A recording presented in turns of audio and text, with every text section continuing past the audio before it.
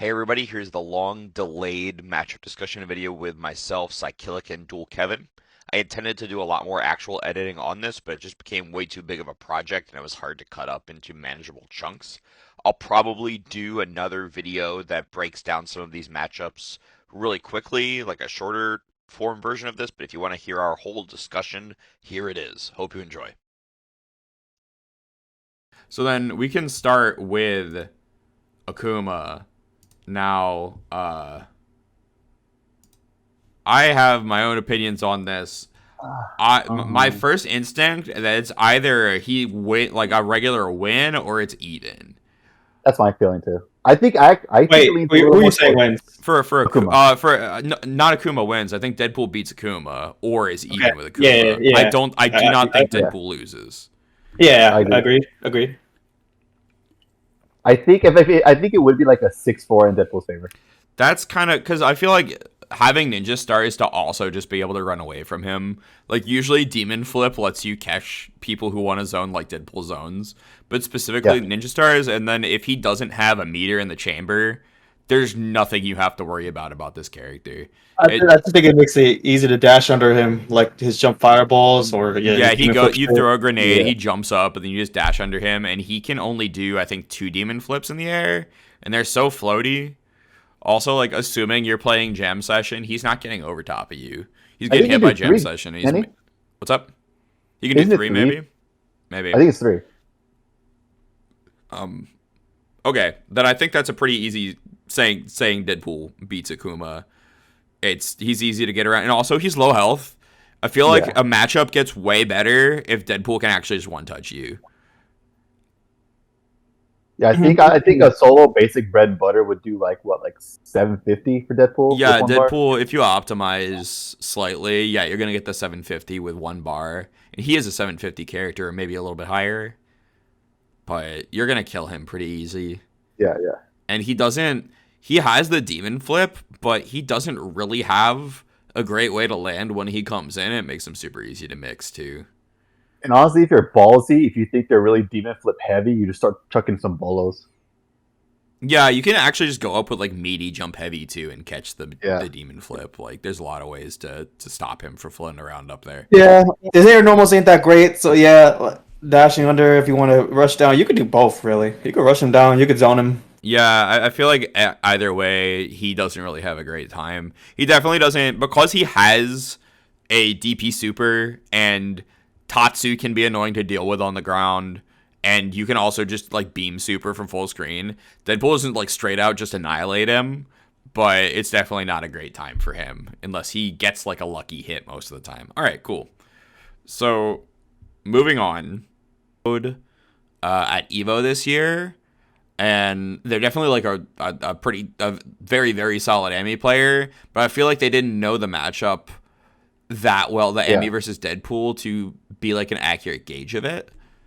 Um, she can't reflect grenade, or like she Yeah, can't basically, meaningfully Yeah, reflect yeah. grenade.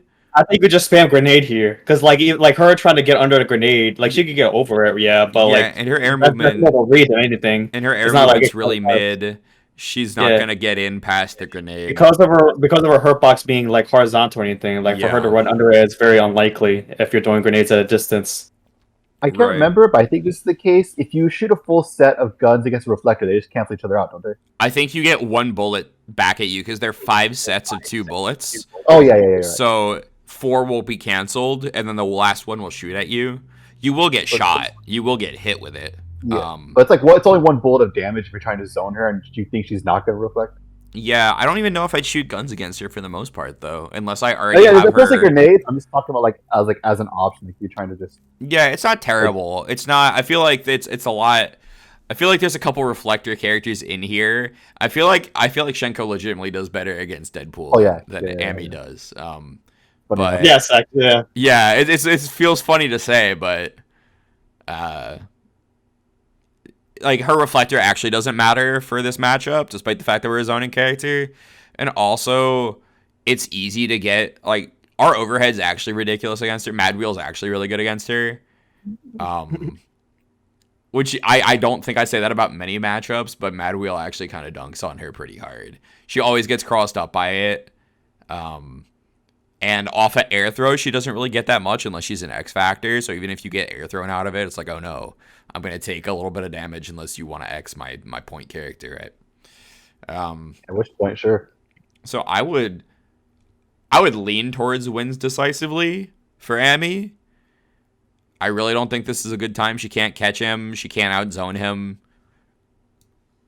I think her movement is kind of what, like, for me, one of the biggest hindrances of the matchups, because he has much more fluid movement than I think, like, compared to her. Like, she has some, like she has a dive. She can, like, float around the air, but we don't care about her floating in the air. Like, who cares? We're just gonna run from you anyway. Right. Yeah, I feel like it's a non-factor almost, like her movement. I feel like a lot of the matchups we're going to see wins decisively are characters that have really mediocre movement, with very few exceptions. Yeah. I mean, I feel like Arthur's almost in the same boat, except his projectiles actually can go through some of our stuff. Yeah, he actually has, like, options to counter zone our zone. So. Right, like that. First of all, like, we can also start, like, considering assists as well in this, because obviously, like, the point matchup we want to talk about, but also just, like, Arthur's assist is really good against Deadpool as well, because the first one will blow through a grenade and then the rest of the daggers keep coming. And then when he's armored up, we actually can't zone him. You have to, like, get over top of his projectiles and come down with, like, light guns or something. Or you have to be just doing, like, super jump ninja stars, and if he does, like, the homing arrow thing, like the crossbow, it's actually kind of hard. It's actually kind of hard, yeah. Like, I remember I used to play against Kinder Party a lot, and I remember anytime I tried to zone his Arthur, I was like, I'm just gonna jump around and call my assist at this point, because I can't actually stop this. That's what you're doing, you kind of just stall, which you can do actually pretty reliably, due to like Deadpool has like the second fastest fall speed in the game, right? Yeah. And you have a lot of maneuvers in the air for you to, like, stall in the air as much as you can with wall super jump. Helps a lot too in this match. Yeah, wall jump and shit into double jump. I think it's also a factor of because obviously, like, you push block his projectiles correctly, you can negate the chip. Yeah. So, and considering the speed of his projectiles, they're pretty slow. You can, like, practice reacting to it. And so, if you can let him stay full screen and chip you, you're not getting in. But if you know how to push block properly, it's not like he's doing it in you either. Yeah, and also having such a very easy OTG off of him, like his armor explosion. Obviously, almost every character does, but but Deadpool could get hit by his level 1 super, his fireball super shit. Arthur explodes. You teleport Katanarama. He's Katanarama to get him. Yeah. All right. So I'm gonna say Deadpool wins it, but I don't actually think it's that bad. It's not terrible for Arthur. It's very winnable. All right. I think wins is a good category for him. Okay. Now, it's like slightly wins. This big dumb blue boy. I hate this matchup. I'd believe even. It feels so bad to play this matchup without, like, a grounded assist, like a beam or arrows. Yeah, it is close. Yeah. It really, really depends on the assists. Like, I know you've played against Jesse, like, maybe once, Kevin. I've played a lot against Jesse. This matchup feels so bad to not have. I haven't really played many other good Caps. I played Ares, like, online on Xbox 360 when he was messing with Cap a little bit. Or maybe it was even Parsec, but I've never played Eli. I know you played Eli a lot, so you probably have the most to speak on this matchup, but... It's definitely a matchup I know, and this is kind of a big thing here. It's actually a matchup where I can, depending on the spacing, be really scared to use grenades. Yeah, I think what should be brought up is, like, what tools are good for, like, are good in matchups, right? Like if you can use this tool, then it could be a good matchup. If you can't use these tools, then it can't be a good matchup. Or most likely that's how it would be, right? Yeah. So I'll bring it up here. Like I was talking about against Akuma, like Deadpool's dashing because he's so low profile when he dashes under in and everything. He gets under a lot of things, including like what I was saying with Akuma, his fireballs, his jump fireball, his demon flip, all that shit. Same way with Captain America. Yeah, he gets under shield slash. Yeah. So that's what usually helps and, like, could potentially punish Cap or something, just get under, just apply pressure, right? So that's the most useful because you can kind of zone cap full screen, like that mid range. If A you little bit get farther him than to that. full screen, or you get him to like block something, and you get a grenade down like in the middle of the screen on the floor, you should be able to actually win. Like as long as you get a couple of grenades down and get it started, you have a very, very solid chance of winning the matchup. It's just at the very start, surviving him getting nutty on you at 99 seconds. He also has a double jump, so he can chase you at double jump height. You can't just double jump around all the time. Like, if you escape that 99 seconds and you get him full screen away from you and get a grenade or two down, you're fine. If you have a plasma beam or like Hawkeye arrows, matchup is a million times easier because you don't have to commit to anything until they block your assist. Playing something like the Deadpool like Vajra, actually, unless they're committing to super jumping a lot, really doesn't feel that effective against him. I feel like I mostly wind up playing the matchup out with Deadpool Jam Session, and like kind of similar to Nova, which we'll get to that, but just kind of like jumping around and trying to get them hit by their own assist or by the Jam Session assist, or waiting for them to overcommit, like you're saying, like dashing under them, throwing something, and then like getting punished. I used to play a cap a lot when I was in college named Oscar, and I would air throw him a lot out of the jumping shield slash. I feel like almost every time I hit cap, I snap at another character, though. I think there's very few matchups or like cap teams where I opt to kill cap first. Unless you can kill, yeah. Maybe that's just me. I think he's a 950 character, right? I think Cap's a little bit higher health. Cap's definitely higher up. He's like I believe he's a mil. He's 1 mil, yeah. So, he's a bit higher health. He's not easy to kill, like off like one touch, especially because the hits you get on him are going to be weird. You're usually not going to get a super clean hit on Cap. Okay, so you guys are leaning even. Mm-hmm. I would say even's reasonable, certainly. And based on the matchup really winds up boiling, and you're gonna see that with a lot of the even matchups I think we talk about, they entirely boil down to your assists, which probably is a good indication that it's actually even. Okay, solid. So we got Chris Redfield up next. I have a lot of experience in this matchup. I used to play Chris D a lot, who was from the Delaware area back in the day. I played Living Legend a few times on Parsec and in some casuals at Combo Breaker. I feel like we win this, not decisively, but it's very hard for Chris to punish a lot of things we do. Yeah. Yeah, that's a big thing. Yeah. So, like, to go over, like, another tool that, like, you could do in matchups, and if, like, you can do it, it could be leaning towards your favor for Deadpool, is, like, jump guns, right? Mm-hmm. So, like, against Chris, you can do like double jump, wall jump, jump medium guns, because a lot of them want to do like their super jump down guns, right? But they can only aim.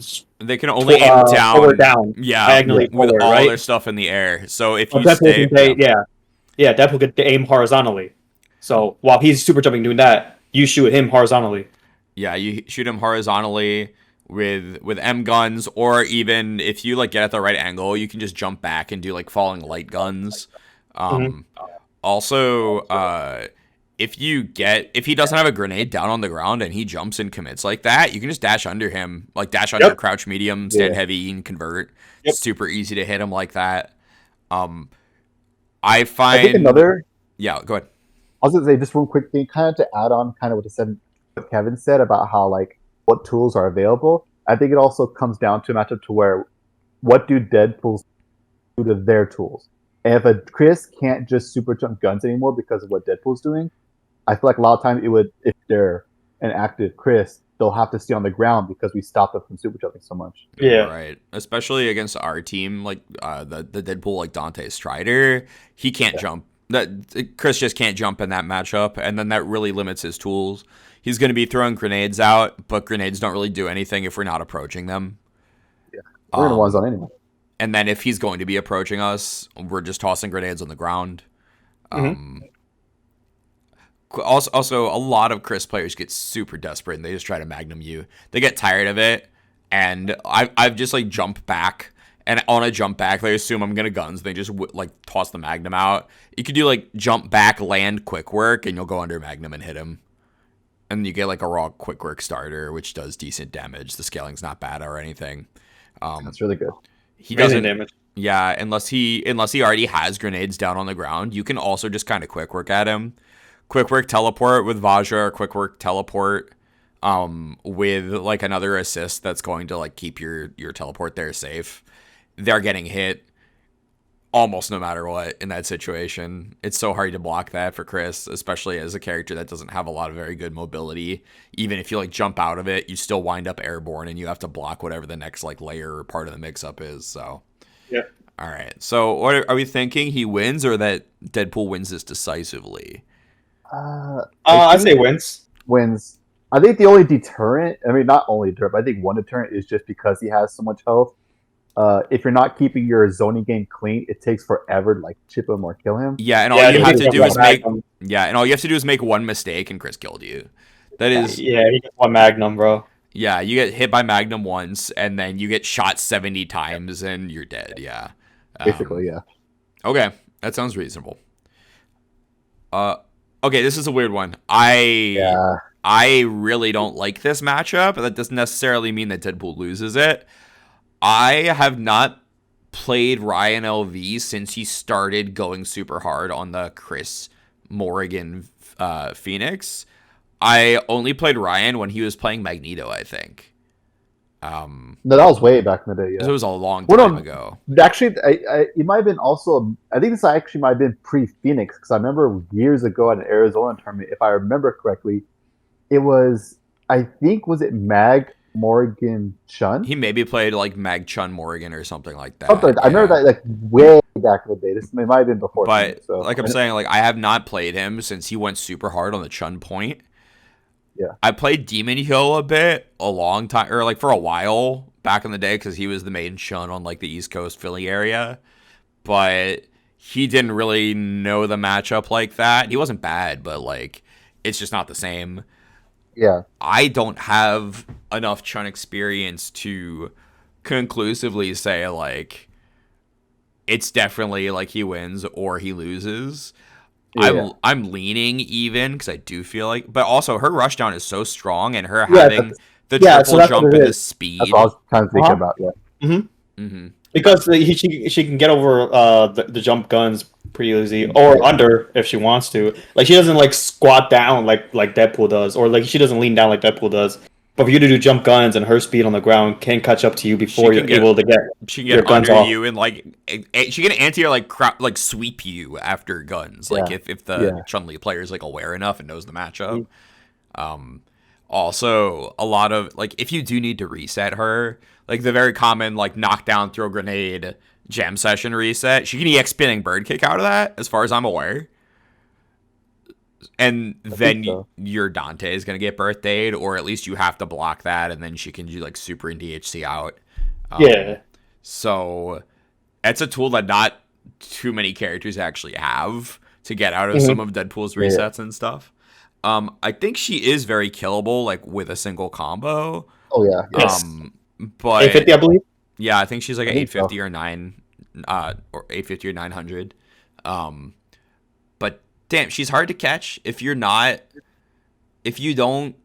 have something like a Vajra to knock her down. Like you can get the jam session hit, but usually she's high up enough that it's super hard to convert. Yeah. And even then, if you have Vajra, it's like if she does kick, she's gonna kick Vajra anyway. So.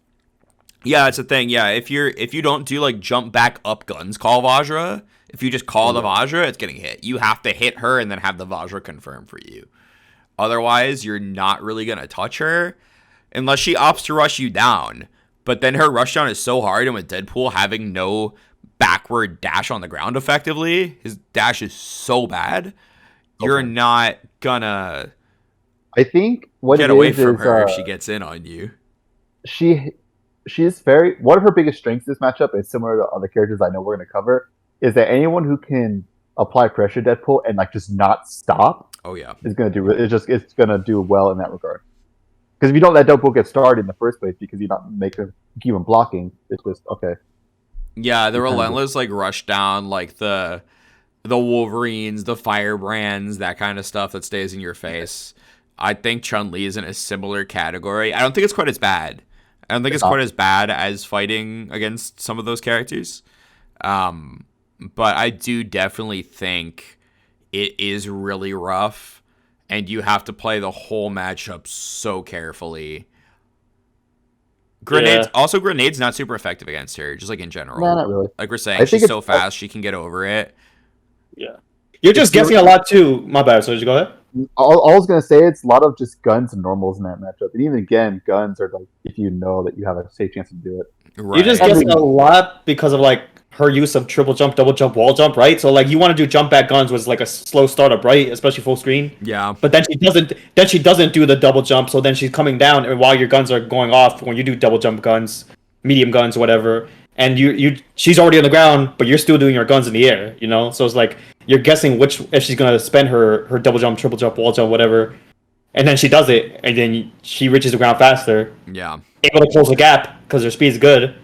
So right. you just and then you're up backing and praying and hoping you don't get tossed. And also like I don't want to go too hard on like this team versus this team in this discussion, but it does warrant like this is the Morgan Phoenix character. It's Chun Morgan Phoenix, right? Yeah. With the Morgan Phoenix strategy behind her, she doesn't care if she's getting shot in the air, because then she just jumps up back again and calls Morgan, right? Morgan, yeah. So it's also hard to make that seem super effective against her. So I'm. But it doesn't even have to be that team. Like if she randomly has like raccoon assist, like you get hit by jump guns, she has her double jump. Yeah, she refreshes her assist call. She jumps around you. Call log tap. Yeah, it gets really rough. Okay, so back like 8 years ago or whatever this was, we said this was an even matchup, Deadpool versus Chun. We did. Yeah, we said it was even back in the day. Do we feel like it's still even? Maybe. Yeah, no, I think so. Yeah. Okay. I think it's because she does have the strength in her rushdown, but I don't. Again, it's not as oppressive rushdown, and she gets one hit on you. Most Chun teams that I've seen, if she touches you, unless she goes for a TAC into an infinite, she's not going to kill you. Yeah, unless she goes for a TAC, most of the time you're going to live it. Yeah. And like, yeah, we were talking about really like it is really hard to catch her or hit her or whatever, but also if she's not playing that Morgan Phoenix strategy, you're totally fine with shooting her in the face. She's going to die eventually. Yeah. Okay, I think it's fair to call this even. I think that's fair. Even at worst, it's a slight Chun advantage at absolute worst, but I'm fine with putting her in even here. Okay. This one I feel like my opinion has changed on a lot, but Sea Viper. Now, we don't have a lot of the like top Sea Viper players that we had back in like the 2011 to 2014 era. Full Schedule's not really playing anymore, and I never got to play against Full Schedule. I did play against Marlon Pie a few times back in the day. Recently, I played against like Crazy Joe a few times. I've played Feed Your Greed. There's a couple people that run like some Viper anchor stuff, like inside, you know. Yeah. I used to think, and we did back in the day, think this was 6-4 Viper's favor, and that doesn't sound too crazy. But I'm also leaning towards this being even nowadays. Okay. I think this is one of those matchups where it very much, like some other ones, comes down to the team. Right. I think if you have the right assists, it's not bad. But then again, playing like Viper Plasma Beam in general is really hard to deal with as any character, and having not only the Plasma Beam able to blow up your grenades, but also the I-Beam being able to blow up your grenades. So if they're just shooting both at you, you just can't kind of chuck grenades. This is... okay, I am probably the most quick work heavy Deadpool. Yes. You could argue Zenpool might be more quick work heavy. Oh, you are. than me. You are. But I am a big proponent of quick work. Hey, it's been putting on work for me recently. I noticed. But Quick Work's another one I think is actually really good in this matchup. What can she cancel I-beam into? Can she do I don't think I-beam she can. Seismo? Yeah, I think Yeah, she has to. yeah. She can do Oh yes, she EX, can. Yes. Yeah. but she can't do the regular. She can't No. do I-beam into a regular No. Seismo, right? Okay. No. So I have caught a lot of Vipers who just want to I-beam at round start with medium quick work. They know it's good against us. They know I-beam's good against us. They know it blows through grenade. They know it'll get me if I call an assist. They know it'll shoot me if I try to do jump back guns. I think we can light guns under it, but it might trade. Yeah, you can. No, you can. You can. We do can it. just straight up light guns under it. Okay. Yeah, light guns to teleport. So we do have a couple of those tools. If they're playing like the Viper Dante Striders, pretty popular team for Viper, at least recently. Yeah. I feel like against that team, we actually do really well. I feel like that's not as much of a struggle. It's like the Viper Doom Strider, like the static alphas and that kind of stuff that I think gives more trouble, but that might be more of Plasma Beam than Viper herself. I think part of it in that matchup is that usually, traditionally, a lot of Vipers are going to want to use their assists, especially Plasma Beam, to lock you down on the ground so they can go for like their high lows and just to mix up in general. Yeah. Something like Jam Session, you could block in the air and thus she gets no mix up. Unless you want to count like on the way down, but I mean, Yeah. it's not nearly as It's not as effective potent. like the high-low stuff. Yeah, certainly. I feel like our normals are really good against her for the most part. Like, she certainly has some decent normals herself, but like, there's a lot of times in angles she wants to come in. I feel like crouch medium is actually very strong as an option against her, especially like when she wants to air dash in on you, like down forward on you. Like, you can anti-air her with crouch medium a lot of the time. Like I said, I think quick work's really good in this matchup. Grenade feels weird because it's not entirely ineffective, but if they play the matchup right, like I'm talking about, you can kind of like nullify it. Her Seismo. Go ahead. I still think it's bad. You still think it's bad, yeah? Yeah. Okay. Only because actually Seismo. It's not even because of the laser beam. It's actually Seismo is because close I think Seismo's the I think the main. biggest thing. I think Seismo's the biggest Seismo thing. is Yeah. 100%. Yeah, 'Cause you can't do jump back guns as much. You can't do grenades as much. Yeah, You get because she hit out of just the Seismo you out of all of them. Yeah. That's fair. The only way you could get like a safe grenade out is if by you doing double jumping and then get the grenade out. But by you doing that, it takes a lot of time, You're gonna allowing have her. space. Yeah. Yes, allowing her to close the gap entirely, even for full screen. Her movement's not that great. She can blink, but it's not like that fast like that. But she can still close the gap a decent amount for you to double jump and then grenade, even full screen. Sounds fair. I feel like you can do double jump back, like call jam session, then chuck the grenade, but then she might just blow up Dante. If you're playing, and then if you're playing specifically like the Viper Doom Strider kind of team, you either throw the grenade and you get Vajra'd and then she kills you, or you throw the grenade. That specifically too, yeah. Yeah. You have to guess which assist is coming at you. Right. So like you want to do a grenade, but then it ends up being Vajra. So but then you want to wait for Vajra, and then you're gonna block. She plasma beams, and it's. I'm leaning even or a slight loss. I don't think it's bad. I don't think it's bad. It's not bad at all. It's just it has a I don't think challenge. it's horrendous. I don't think it's like horrendous. Yeah, I think it's bad though. You think it's not? Okay, that seems reasonable to me. I would say maybe our first loss of the night. I feel like what's weird is that some part of me wants to say it's even, but then there's also part of me it's like, wait a minute, it's still kind of a loss. I think kind of like what Kevin said, it comes down to Seismo. It really comes down to the Viper's Seismo usage, and it's also the other thing. Like, I definitely did really well against Marlon Pie the first time I played him, and then it got harder the more he learned about the character. So I think it's hard to gauge because I don't know if we've really had a Viper who knows the matchup. Kevin, how well would you say, given all the times that you played Static, that he knew the matchup? Pretty well. Okay. I think he just had the right Seismo placements to be for me to be fearful of throwing grenades out or jump medium guns out. There was times he waited when he didn't think out when he thought I was gonna wait. So it allowed me to close the gap. Obviously, we play a lot, so it came around to the point where a lot of us were waiting for a long time. At that point, you're not really playing the character matchup, mostly playing the player matchup. Yeah. So it came into that. But before that, the way he was like placing himself on the screen when he was doing Seismo, yeah, it got me scared to do grenades entirely. I mean, like we said, one of the tools you can't do jump guns or jump grenade. You know, or even like dashing under her, right? Because of Seismo. Yeah, I think it's bad because of that. You're taking away a lot of Deadpool's tool in the neutral. Okay, I would agree with a slight loss there. I think that sounds reasonable. Yeah, All I think it's right. slight. And so far, I don't think things are really deviating. I know there are some things that absolutely will deviate from what we Absolutely. talked about before. I think before we said Yeah. Cap lost to Deadpool even. Yeah, Now That we're was, putting it yeah. even. It's not a huge difference though, but for the most part, these Yeah. aren't changing a whole lot. Okay, Dante. I don't feel like there's a whole lot to talk about in this matchup. I'm pretty sure Deadpool just wins. He does, But yeah.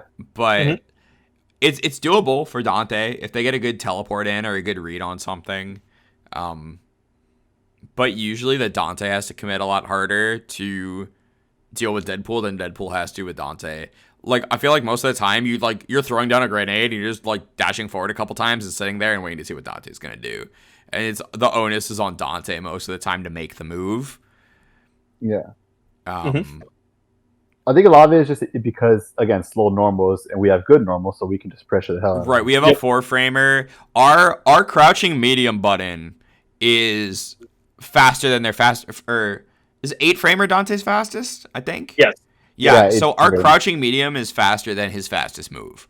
So we can just kind of be super degenerate and rush him down. I feel like that's a matchup where I feel super comfortable rushing down. Like jump forward, like lower to the ground guns, like falling guns, doing like only 2 or 3 sets of bullets. Super good against him. Once he blocks it, you can just kind of throw a grenade out. He can't do much about it, and then you just rush him down. That's pretty much it. He can do like a random gun super to try to punish something we do, but that's a big commitment. And a lot of the time when I see that happen, I just cancel into Deadpool's air gun super, and then we both spend a meter, and nothing happened. Yeah. It definitely, if nothing else, obviously we think he wins, but if nothing else, Dante does not win the matchup. Yeah, for sure. No. Certainly does not win the matchup. Okay. Yeah. Airplay being Dante's safest tool in neutral, and again one of those tools that Deadpool can dash under pretty easily. He can dash under, or you just jump back medium guns and you just get shot anyway. Like, Yeah. Okay. I feel like this is a easy. We don't need to drag this one on too long. That's a win for Deadpool. Okay. Now we have differing opinions. I know for a fact on the Dormammu matchup. I know for a fact we have different opinions on this matchup. I have some caveats to why I feel like it's a certain way. Before we did say we thought Deadpool Dormammu was 6-4 in Deadpool's favor, which I definitely don't think that's the case. No. Are you saying it's even? I would say at best for us it's even. At best for us. At best for us, I think this is an even matchup. Meaning you think there's a chance he loses? I think there's absolutely a chance he loses, but let me clarify.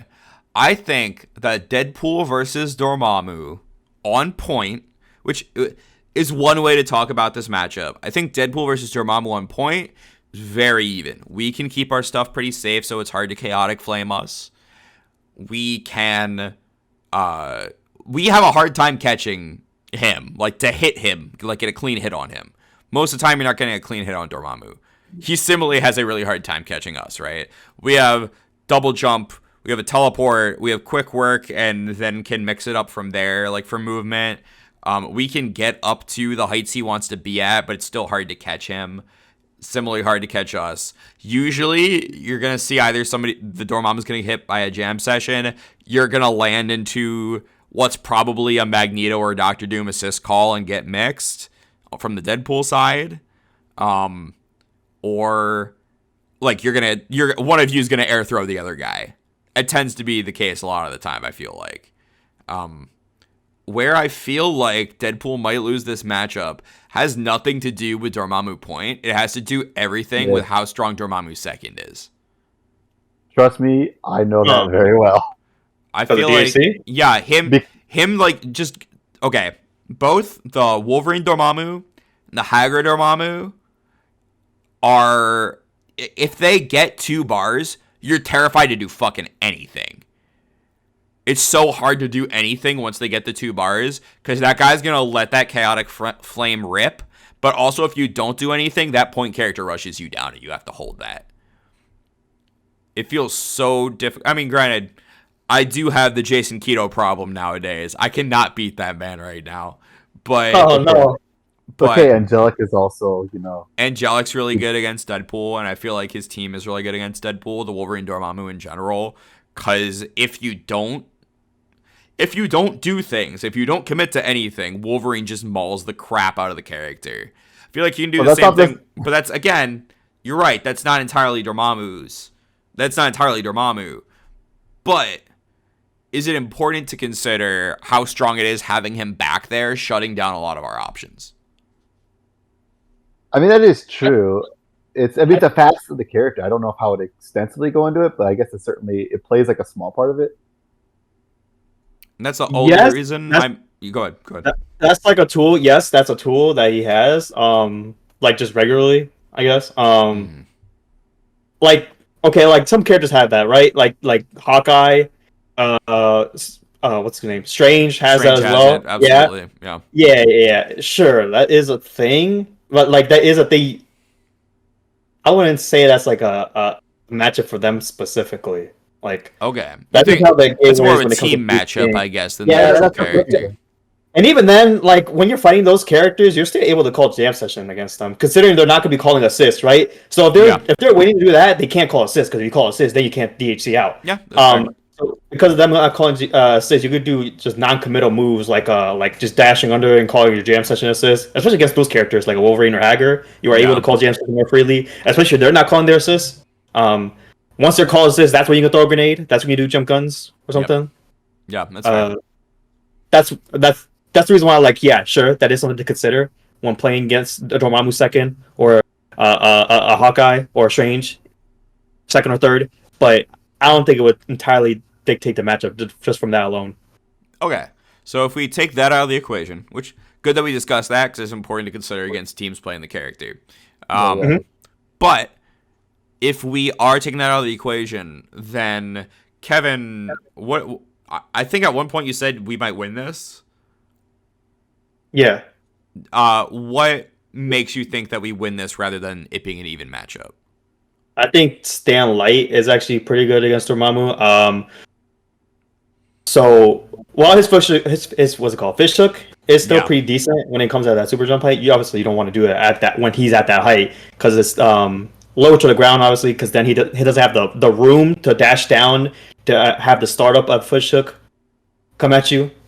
But you're able to still do jump guns a lot due to him like having a large hitbox, right? For him to go up there and super jump and spell up, heavy guns take care of that pretty easily. Yeah. And just moving around a lot and calling your assists outmaneuvers him doing his pillar. Like almost anything he does is going to be somewhat committal. Like his pillars, when he does, if he gets wrong on a pillar, we're definitely hitting him. Oh yeah, they're dead. You do teleport, teleport jab, or guns teleport jab. And or just messing up. Messing with your dashes and your double jumps and single jumps, wall jumps, whatever. You make him with a heavy pillar or a medium pillar, and he's gonna get hit. Okay. Then that's how it is when it ends up being that y'all trying to outmaneuver each other, and I think Deadpool wins in that regard, because he didn't want to do like dash up back into teleport, whatever, heavy or medium teleport. Okay. I think another facet to this is, and I have plenty of experience dealing with this. I think you probably have the most Dormammu experience out of the I have a shit ton of it. And one thing I can tell you, and I think we all know this, is obviously some Dormammus in some matchups, if they get scared or they feel like they want to just get like some breathing room, they're just going to throw a chaotic flame. Yeah. But Deadpool can punish that. Yeah, if you chicken block it, actually. If you chicken block it, land quick work, or chicken block it, land. I think the quick work's the best way to punish it, right? Yes, you can do. You could do a. It's not super tight, but it does take some practice. But even if you block it grounded, if you're full screen, it just whiffs, it starts whiffing, and then you wait to a certain frame, you dash up and do quick work medium, and it's a full punish. Yeah, and it kills it. Yeah, that's true. I think that's fair. It's important to consider because the chaotic flame is really hard to punish for a lot of characters, and Deadpool does have a very easy punish on it. Yeah. Okay. And even then, if you don't want to go for the hard punish, literally just guns teleport. It's easier. Yeah. Than... Right, gun teleport's easy. You're not going to do nearly as much damage, but you get the hit. Obviously, just make sure you have 2 teleports. Yeah, I knew you were gonna say that shit. Yeah. I knew you were gonna say that. That was that match, wasn't it? Yeah. That was you versus Angelic. Oh my god. What a time. All right. So I would say it's even. Kevin thinks that it's a win for Deadpool.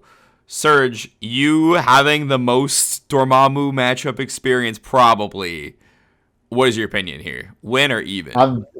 I'm trying to really separate it from like, obviously it's Angelic and who has like Schumer Ray, which is obviously very different, unique. Right. But I also, on top of that, also there was the X Factories or Festival of Fights, one of the events where I played like I say, a first to 15 is a long set with Noel, and he actually played his Dormammu team, like the point one. Yeah, that's what he picked against me at Evo. Yeah.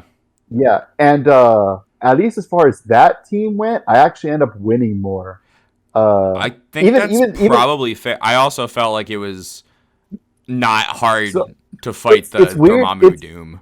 It's weird because, like, as we've discussed it on paper, you give all these reasons why it could sound even. Right. In my actual practical experience, you feel like it's a win. Like, especially feel like I win it. Yeah, I think in the point on point, especially like when he's only going to start with a bar, and especially against something like Noel's team where he doesn't want to spend the bar.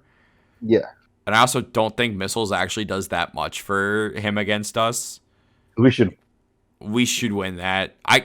You guys are convincing me. I think it's a win. I think it's a win for Deadpool. I mean, to be fair, this does not mean that it's like, obviously there are like certain things you have to worry about, but it's still technically a win. Yeah, even if it's not like a crazy win. I think there are probably team versus team matchups where Deadpool teams lose to Dormammu teams, but I think probably it's fair to say on like point versus point, Deadpool's probably going to win that more often than that. Okay.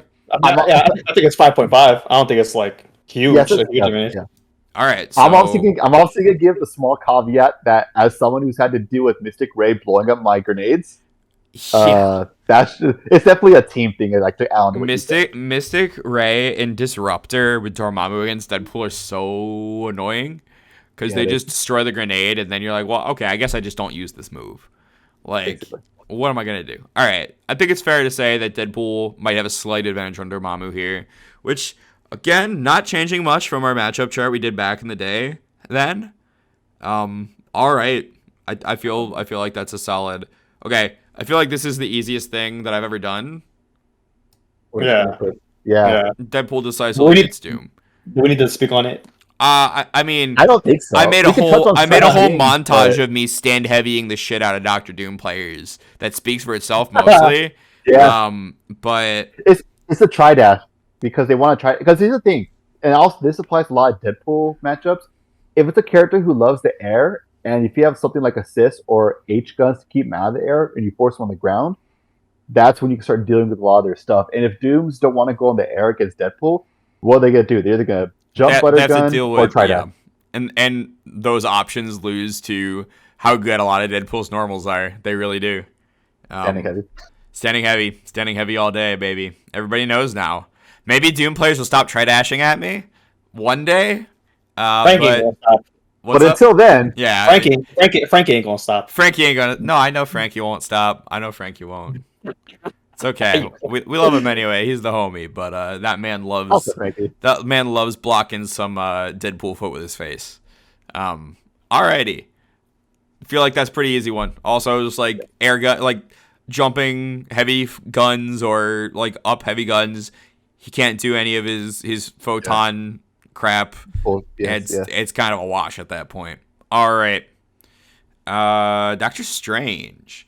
Now, I think, said that Strange was in our favor before a slight win for us. That sounds right. I feel like that's still probably right. Like, he can always try to blow our stuff up with spending a bar with super, but other than that, I'm not that scared of him. Now, I haven't labbed this in a while, so I can't remember if this even is a thing. If you do a block string to throw a grenade and he matches impact palm, is it just a trade?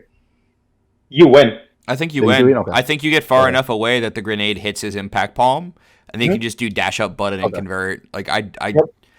I couldn't remember if I just couldn't remember if palm was fast enough that like it hits the startup of like as he's throwing the grenade. I couldn't remember. No, I don't think so. If you're No, doing no. like LLM grenade, I think, or like crouching LLM grenade, I think you're good. I think you're safe, and you could just dash up and kill him off of it.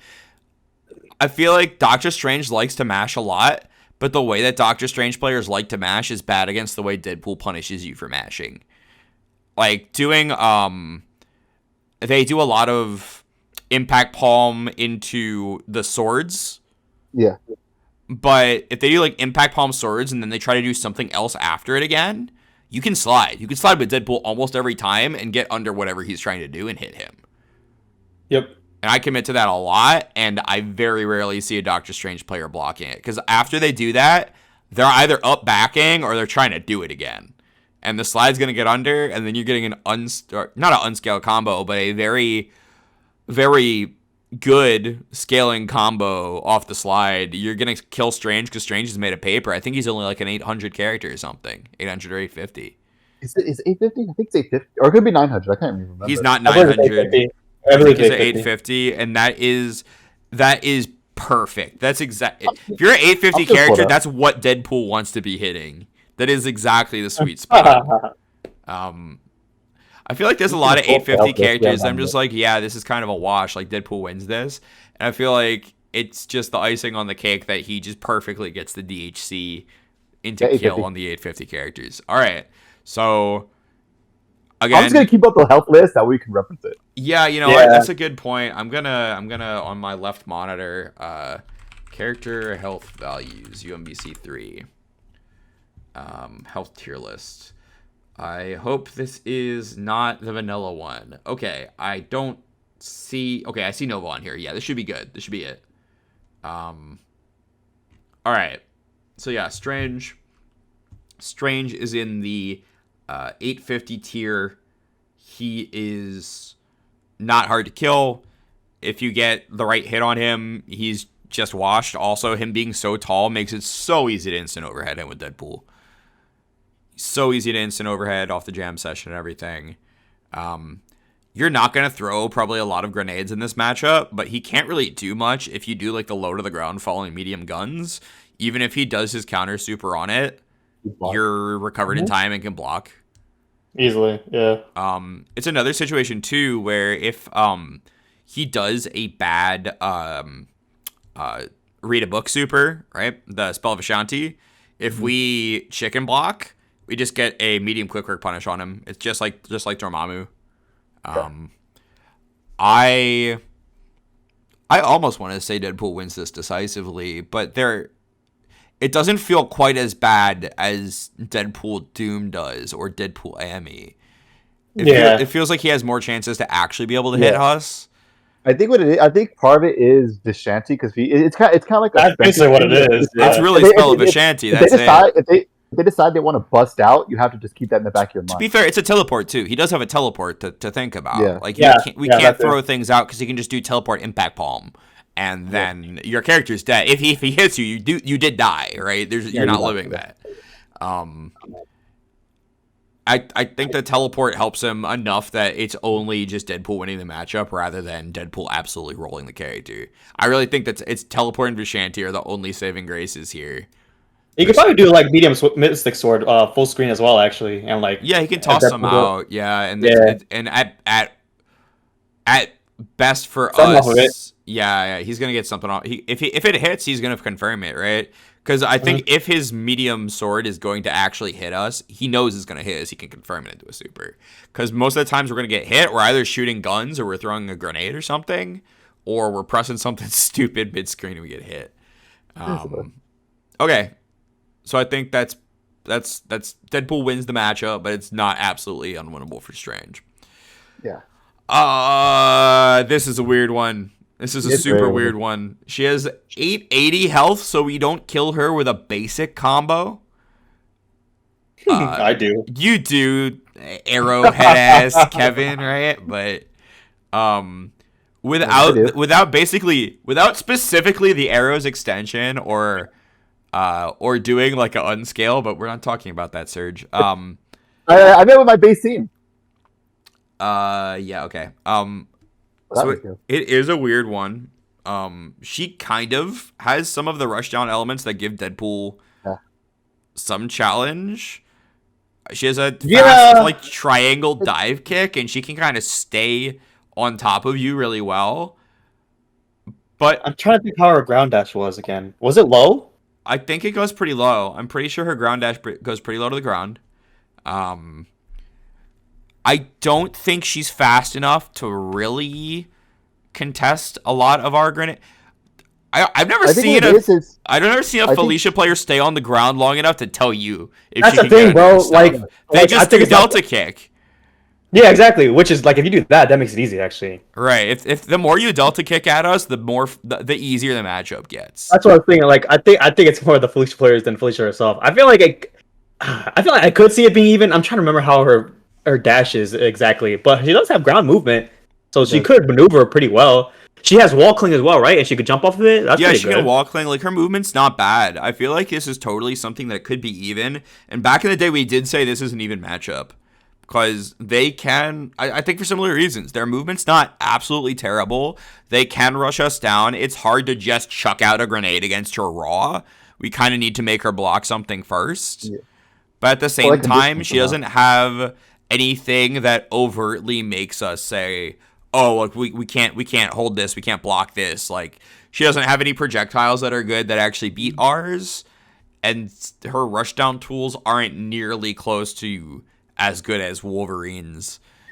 I think what it is she has good rushdown, but she lacks some of the speed of the rushdown that makes the other ones more dangerous. That might be it. And she lacks, like, the layers too. I think that's a lot of it. Unless she gets Kitty Helper up, but then you spent bar for Kitty Helper. Yeah. I feel like any character, if you put me in block stun and you spend a bar to do your install super that lets you mix me, I'm gonna say that's a bad situation, right? So I'd say even. It's even. I'd lean even here. It's also because yeah. I go. feel also we haven't. I was just What? saying with all her movement, it's like it's kind of a similar case where sometimes it might be hard to catch her as well. Right, but Sometimes. again, I'm gonna usually assume Deadpool has jam session. She's gonna jump up, and I see the startup of Delta Kick. She's already getting hit by jam session. Yeah. Yeah.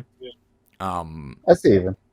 So I'm going to go with even here. I'm going to go with even. I've never gotten to play Dr. Salt, who I think is the only Felicia that might actually give me some trouble. I would love to play him someday if given a chance. Yeah, I don't know how much he still plays. I do know a year or two ago, I think I saw he was playing at a party or something, but we'll see. Maybe there'll be a Felicia player that comes up and surprises us. Oh God. Oh God! All right. Yeah, everybody just saw. Everybody just saw this little red gremlin, and everybody got really upset. Can we just tell him to lose this badly already?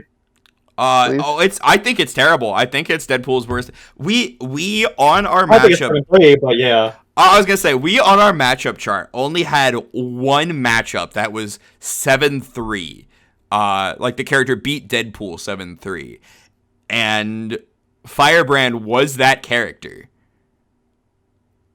Now I don't still agree that it's 7-3, but I do think it's probably his worst or one of his worst 3 matchups.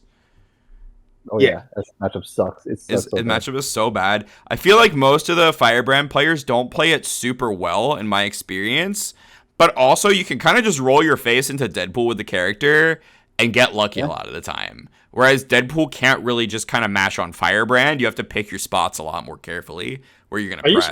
Are you sure you can get lucky? Because like even if you hit him with a grenade, his small body, you can't always convert off of it. Yeah, you can't convert off of the grenade a lot of the time too. It's hard. He can if they're very aware, they can get under our grenades sometimes, or they just get over it too. That's the other thing. The big Fight off thing is, with the wolfing fireballs. I think for trying to discuss and break down why it's so hard, for me, the first obvious thing is the Bon Voyage approach angle.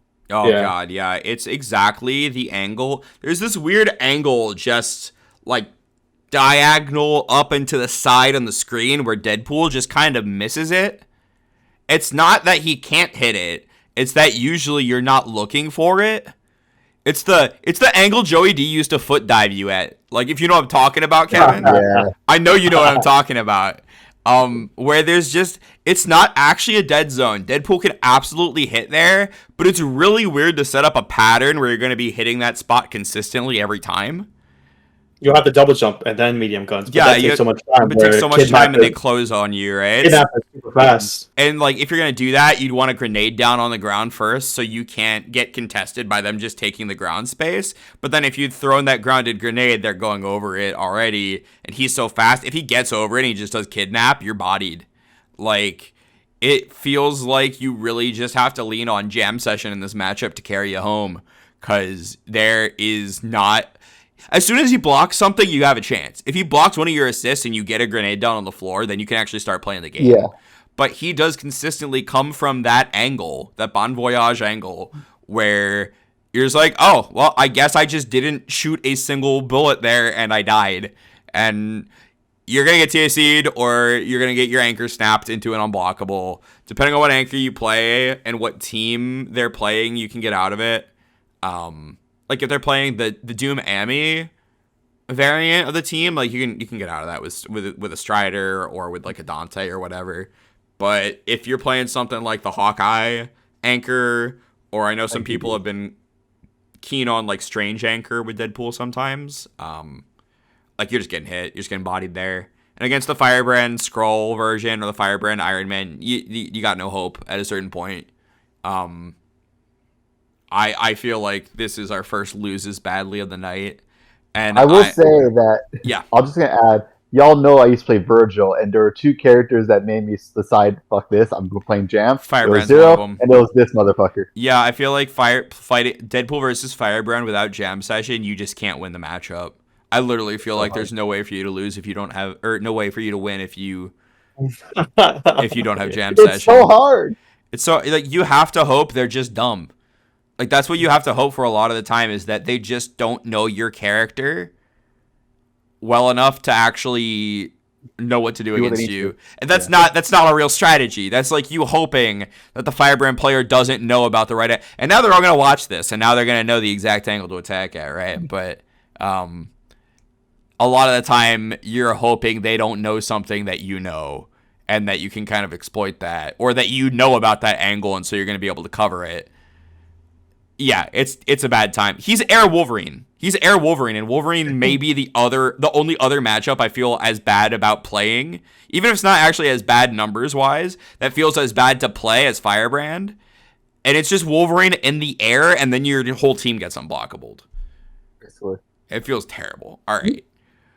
I've been properly triggered for tonight as we've hit the Firebrand portion of our evening. I wasn't paying attention to the chart, so when I saw Firebrand, I'm like, oh, fuck. Yeah, I wasn't paying attention to what was up next, and then I saw both of us immediately like, god damn it. Damn it. All right. Frank, on the flip side, this is almost unlosable. This is almost unlosable. He's got no movement.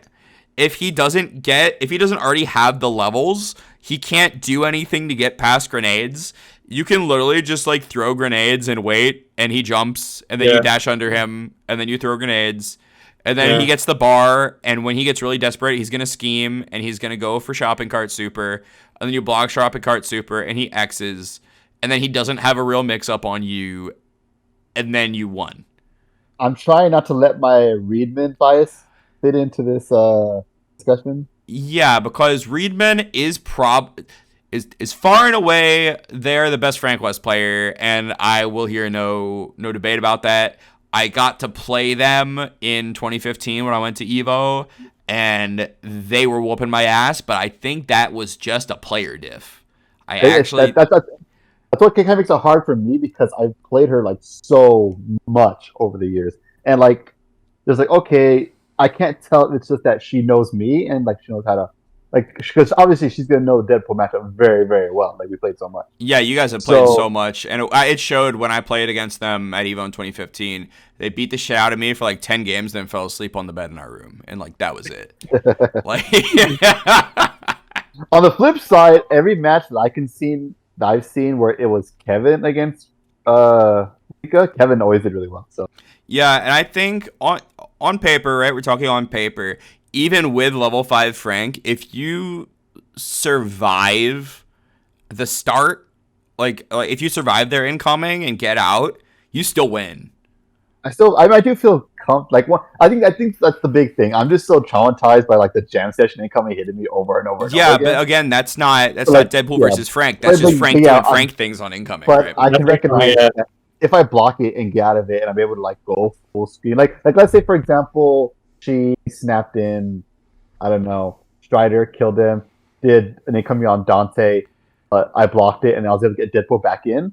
If we're back at that range, even though I don't have Bodge anymore, if I have Deadpool that I can move around with and jam, I do feel a little more Yeah, comfortable. like if he doesn't have the if Frank doesn't have the bar, right, and you're blocking something and you can alpha counter Deadpool in quick work, teleport cancel, and you're out to the other side of the screen. That's it. I won.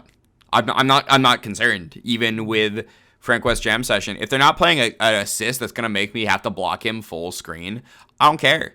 I'm gonna throw a grenade. I'm gonna jump up. I'm gonna call Jam Session. I'm gonna throw another grenade. What are you gonna do about it? Yeah, the biggest thing to know, I think, is like even when Frank is leveled up, you actually could still zone him. Yeah, you can still zone him. His guns, his chainsaws don't stop him from getting shot in the face by guns when he jumps. His chainsaws, if he swings into a grenade, he still gets blown up by the grenade. None of his buttons cancel the grenade hitbox. So it gets harder when he's leveled up, obviously, because he can just kind of swing at you sometimes and get a lucky hit. But it still doesn't get good for him. You still all your zoning tools still work. He's gonna have to jump to get over grenade, and you're gonna punish him for it, or you're just gonna get out and keep zoning him. Right. Yeah, he has a good ground dash. I'll say that. So. Yeah. But that's really it. And again, he can have a good ground dash and everything, but then he ground dashes into a grenade. He has to hold it just the same, or he has to commit to a roll, and then committing to a roll has its own set of issues too. Kind of has a floaty jump. Yeah, that helps too for Deadpool. Mm-hmm. The floatier your jump is, the easier Deadpool just gets to run away from you, for sure. Yeah. All right. Next, we are looking at Ghost Rat. Again, this is another one I feel comfortable just putting in wins decisively. He really only covers that down forward angle of his jump S, and he can kind of cover mid-screen, but I'm just tossing grenades at this guy, and I don't care. And even if he, like, anti-airs me out of the grenade, he's not getting enough usually to make me actually upset about it. Jump guns are super easy to do against him. Grenades are super easy to do against him. You can quick work at him sometimes if he tries to swing at you too much and get the quick work hit.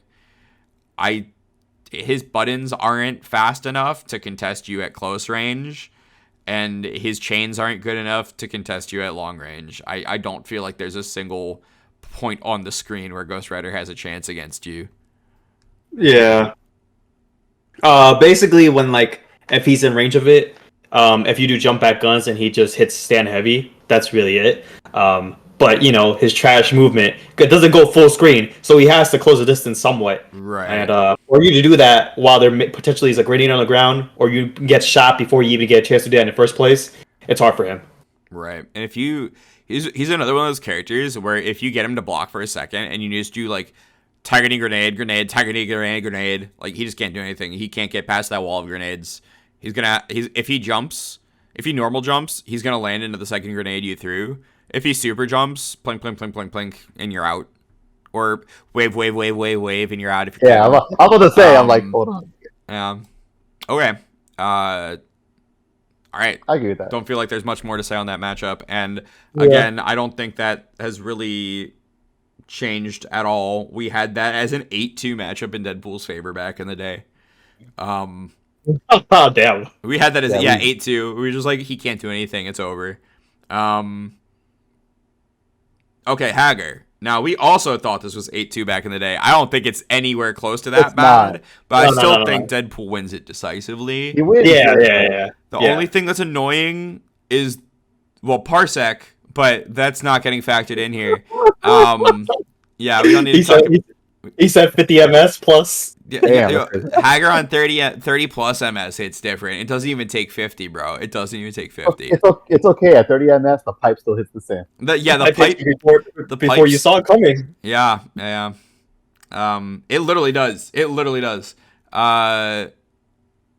I'll say his one thing. Obviously, if he hits us, we die. Right? Obviously, every time. If he trades with us with pipe off of a grenade, he can still roll forward and we die. very few characters that can trade with grenade and still get a combo, and he's the only one, I think, really. Unless there's something else that does like an insane knockdown, but I can't think of one. He does remind me. Doom can, but I have foot dive, but Yeah. I have a lot of experience with Natsoi as well here in my team. Yeah, and part of it is also a team thing because he also plays Hagar Dante Doom, which is I actually low key think that's his best shell, like on the bat. For his point, I really think the Hagar. I think Keto's team is his best team, but there's obviously some bias there on my part. But yeah, but I'm trying to say it's you technically win it if you keep. This is gonna sound weird. It's a matchup that you win if you keep winning because you have to. It's similar to how we discussed Chris, where it's like, yeah, you win it, but you make. But then he magnums you and you lost, right? Yeah, it's a long drawn out match. Same thing with Hagar. It's like you technically win it, but as soon as he gets that one pipe or that one command grab, it's like, okay, well, yeah, it's over. You zoned him for 90% of his health, and then the guy just decided to run up on you and lariat in your face out of nowhere, and it's like, or like eat 3 grenades, roll forward, and lariat, and it's like, all right, I guess if that's what you want to do, that's fine, I guess. And then the character snowballs, right? That's the problem with fighting against every single Hagar team. The first kill they get, you basically are fighting on the back foot for the entire rest of the match, no matter what. But okay, I still feel confident in saying this is a wins decisively for Deadpool. Yeah, it does. Also, I showed it in the guide at one point. I think Katana Rama Light is super underrated in this matchup. I've hit a few times just Hagar players trying to jump at me, doing Katana Rama Light, and then visually confirming it into teleport launcher, and you get the combo off of it. The angle he wants to jump in at you at and like mash pipe gets Katana Rama'd so easily, and as opposed to a lot of moves that Deadpool would try to throw out to stop that, there's no chance you're getting hit if you do Katana Rama Light. The hitbox is so far in front of your hitbox. There's no way you're getting hit by it. I just wanted to mention that as an option against the character because it's not something I see other Deadpool players do. Maybe it's a bit riskier. Maybe it's stupid. I should just keep throwing grenades, but I really like it as an option. I mean, I think having it as an option, like maybe like once or twice, just show, hey, I can hit you from this far away. Don't try it, sort of thing. Yeah. That's how I would approach it. Like I wouldn't rely on it as my main source. Oh, certainly not. Certainly not. It's me personally, I would taunt him. But I mean, I'd do taunt and then Katana Rama. It's like taunt because like taunt, and like unironically, like depending on like the height, especially for the normal. Oh, taunt can anti-air him, yeah, but yeah. Okay. I'm like 9% joking with that, but I'm like, you never know. It's the kind of thing that I would see you do in tournament, get really excited, and then you try to like unscale off of it, drop it, and lose. I would definitely not unscale. Oh no. Okay. All right. Okay. I feel like that's pretty easy. We just slap him and wins decisively. Okay. Hawkeye. So Hawkeye before we said is 5-5. I think I still agree with that. I feel like they both have projectiles that are going to be hitting each other at different angles. And it's really a game of like, okay, you're shooting like piercing arrows or something on the ground. So I can't stay grounded necessarily. So then I'm going to jump up or wall jump over and light guns you doing your grounded stuff. But then I'm going to go airborne and shoot my arrows with Hawkeye to keep you out of the air. But then it goes back and forth like that a lot. Yeah. It reminds me, I know I'll bring this up. It's more of a, how do I put this? It's one of those matches where it's kind of like, you have to decide what they're going to do. Because I feel like they counter each other very well. Like, Deadpool has some things that stop Hawkeye, but then Hawkeye has some things that just stop Deadpool. So it's like, okay. Well, they also are very similar characters in how they want to play the game, too, I feel like. Yes. There's one in particular I'm thinking of, but I'll bring that up when we get there. But yeah. I think Deadpool wins. You think Deadpool wins? Okay. Pretty well, actually. Because Hawkeye's floaty jump makes it so it's easy for you to dash under his arrows, whatever, or even full screen, just light guns arrow to hit him as he's landing doing his jump arrows, and you dodge it completely. And Hawkeye can't really do the same against you. He doesn't have a dash in like that. That's true. He doesn't have that kind of movement. Yeah. So for him to even do grounded arrows as well, if you like jump and then like or double jump, whatever, and like do your falling guns as you're closer to the ground. You get hit the him hit and on you him in recover. combo. Yeah. Yeah. Even full screen, like you're just closing the gap a lot for you to hit him as late as you can and still close the gap decent amount, so where like you're almost right on top of him. I think that's and fair. I think Kevin touched on this, and I meant to bring it up in the Doom match as well, but it kind of just slipped my mind because we just skipped it so fast. Another tool Deadpool has that when he does L guns, he crouches so he can go under a lot of stuff while also putting that projectile pressure. Yes. Oh yeah, so you can crouch stuff with like for sure. Yeah. And you know what? I don't really want to argue a whole lot with a guy who plays both of these characters and probably is one of the best players of both characters. Yeah. Yeah. I play both sides of it, so I feel like it's easier as Deadpool. You know what? I feel like you do have to commit a lot harder to stuff as Hawkeye to counter zone Deadpool than Deadpool has to commit. Because I can do whatever, and also if I kind of mess up a little bit, most of the time I can just teleport and make myself safe, or I can do something else and make myself safe. And if I do something crazy and commit to something in the air that's gonna get shot, I could just do like air guns DHC out. Like, yeah. I feel like it's not that bad for Deadpool, and you might be right. Not even. You would say he wins. That Deadpool wins it slightly, or wins it decently, not decisively. But it's almost decisively. Actually, you really think so? Okay, really. Almost decisively. So like it's like a 6.5 type shit. So like we could do like wins. Okay. Yeah, I don't want to get too gritty into the numbers and have it bog us down. Yeah, exactly. But yeah, I mean, okay. So rather than this being an even matchup, we think we have an advantage, a definite advantage. Yeah. All right. Everything I talk about is about to be about Peasy Poi, just so I can preface that. No, I understand. I completely understand. Because Peasy's cracked. Specifically at the Deadpool matchup with every character he plays, he's really good at it. But then his Shenko knows it so well. I would not say we lose this matchup. Certainly not. No, definitely not. Certainly not. But the question is, do we win it? The question is, do we win it? I don't think we win it decisively. So it's either wins or even. Oh, yeah, I was going to say wins. I was going to say we win for sure. Because while we can't do a lot of our normal zoning shenanigans on her, we are so fast. Like, this is one of the matchups where I think Deadpool actually rushes the character the hell down and just gets in your face. Especially if they want to do like the air gongs, you can actually quick work the air gong and hit her, like pretty easily. And she doesn't have a lot of defensive tools when I get in her face to actually stop me, and she doesn't have the movement to get away. And then if for whatever reason she does have to chase me down, like say I get rid of her assists or whatever, and I'm like keeping the grenades on the ground, and she has to jump, it's a wrap. She can't get down to the ground to even know where I am to even get close to me. Yeah, you can still throw grenades at her too, because like it's like it's not like Amy's where like, well, I guess it is actually kind of like Amy's. And where she is on the screen, she can still get hit by the grenade because it doesn't like absorb the hit. Like the explosion is still there. Yeah. So it can still hit her actually. Yeah, if the grenade's actually grounded and stays there, then yeah, she'll get hit by the grenade. If the grenade does hit her reflect, it does just become her grenade. Yeah. But yeah, no, I would say comfortable. I would say comfortable saying she wins. That Deadpool wins this over her. And that Peasy's just built different sometimes. I think the only caveat, this isn't really a caveat, but my thinking is like, okay, yeah, you talk about rushing her down that bump. My thing is, if you have any Senko, especially depending on her assist, if all she wants to do is just gong, it's like, she's not going to do anything to us, but what are we doing to her? Yeah, exactly. And then that's my only caveat. When I play Peasy, I'm literally just like running up in his face and calling jam session and waiting for her to get hit.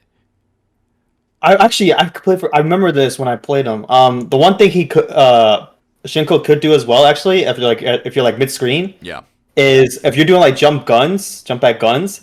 I think it's crouching medium. It is for her button. Yeah, she can get you. She can anti-air you. It might be. She might have like a down forward. I think she has a command normal that it is. Yeah, that might be what it is. I think it's command normal. It's jump cancelable, and she could command normal and anti-air you with it. So you do have to be careful about that. Yeah. No, he's ridiculous for that kind of stuff. He just knows way too much about that character, especially because I think he's only been playing her for like 3 years. So it's crazy to see the way that he makes that matchup work. But that's a player thing for sure. I don't think that's a character thing. Yeah. Okay. Hey, it's better than we said she did against us before. Yeah. I think before we said that was like an 8-2 matchup in our favor, but I think it's Definitely not that. I think it's like a 6-4 in our favor, maybe. Yeah. But again, not trying to get too deep into the numbers here. Okay. Next up is Hulk, and I feel weird about this one. It's similar to Hagar, where you can play if you play well, you're fine. But the moment you make that one mistake, I feel like Hulk does better than Hagar against us. oh for sure. But I'm just like it's the same mentality. Where it's like, yeah, because like guns will break gamma charge. Yeah, if the full set of guns hits, yeah. If you're far enough away and the full set of guns hits. Yeah, you just gotta get in time. Yeah, and then if he does the meteor further away from us, we can teleport cancel and be safe. If it's close, we're bodied, right? The thing is, yeah.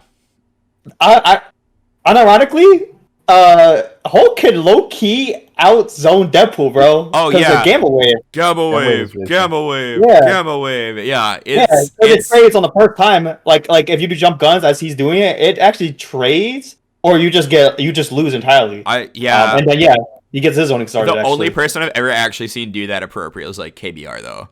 Like I don't think I've ever had anybody else. Jan as well. Oh, Jan, that's true. And he has beam too, the Shuma beam. Like that's super good against.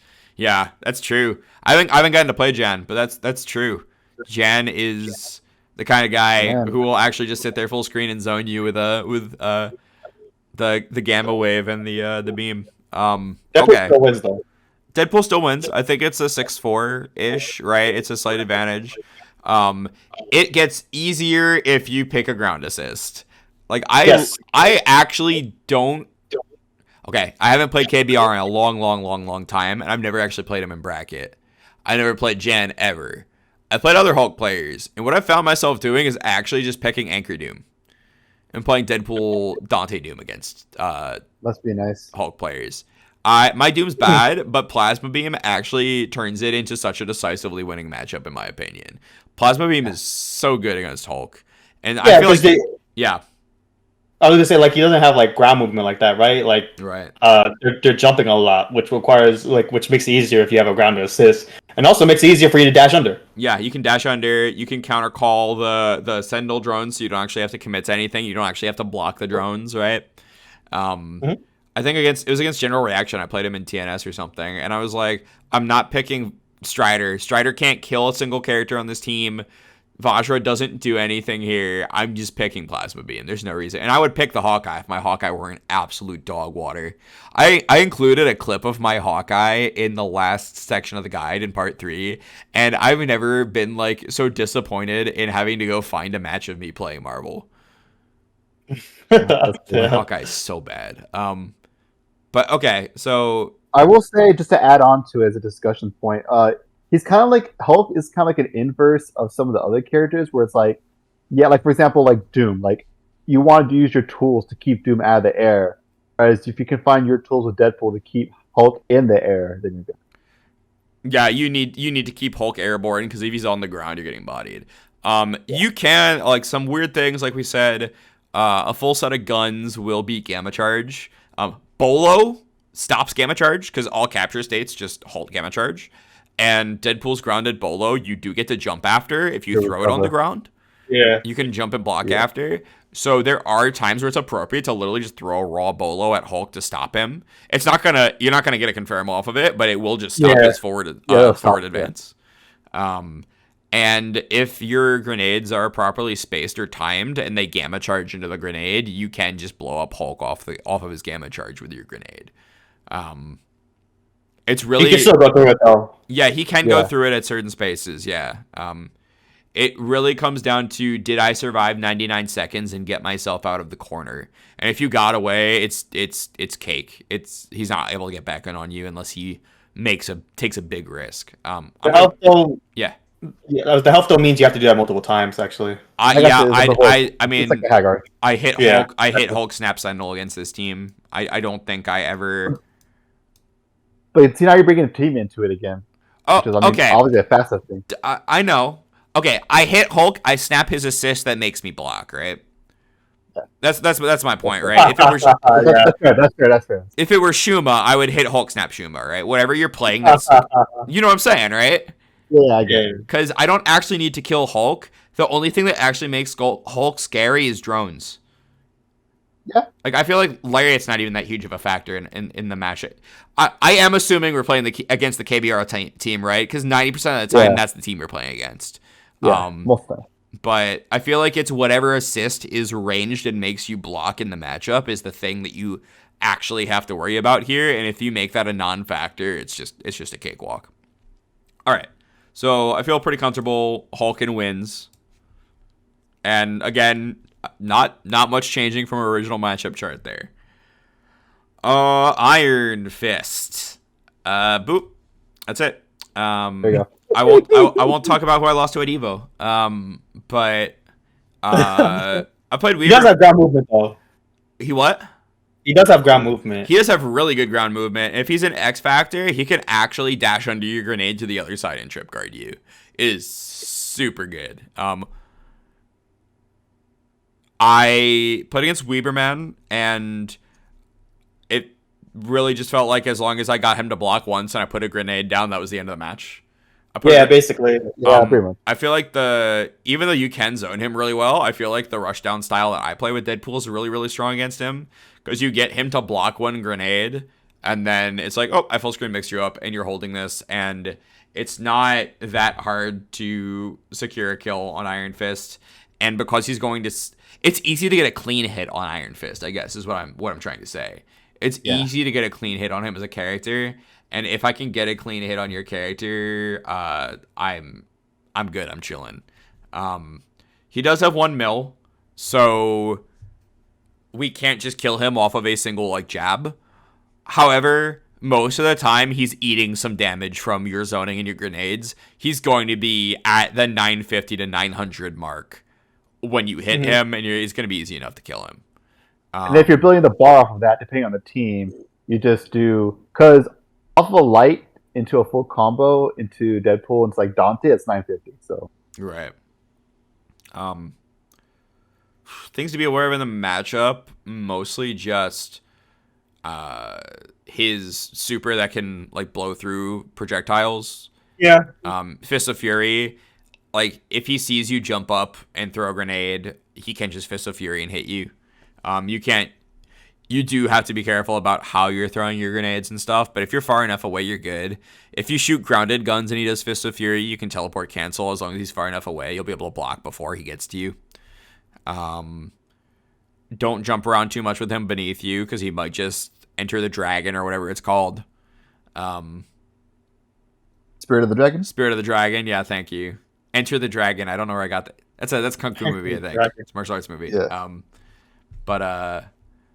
Yeah, I don't feel like there's anything that crazy about the matchup that he can really do besides the fact that his ground movement's so good that he can just dash under grenades sometimes or dash under projectile throws and get you. All right, Iron Man.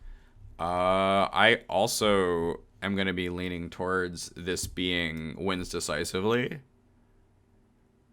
I know you put against DapVip a few times, who's probably the best at this matchup from the Iron Man side of things.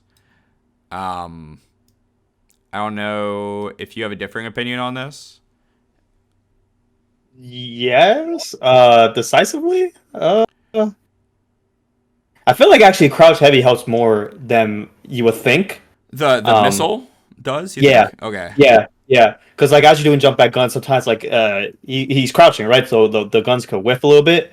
And then as you're landing from the jump guns, it hits you. And then, he gets a knockdown close to the gap. Yeah.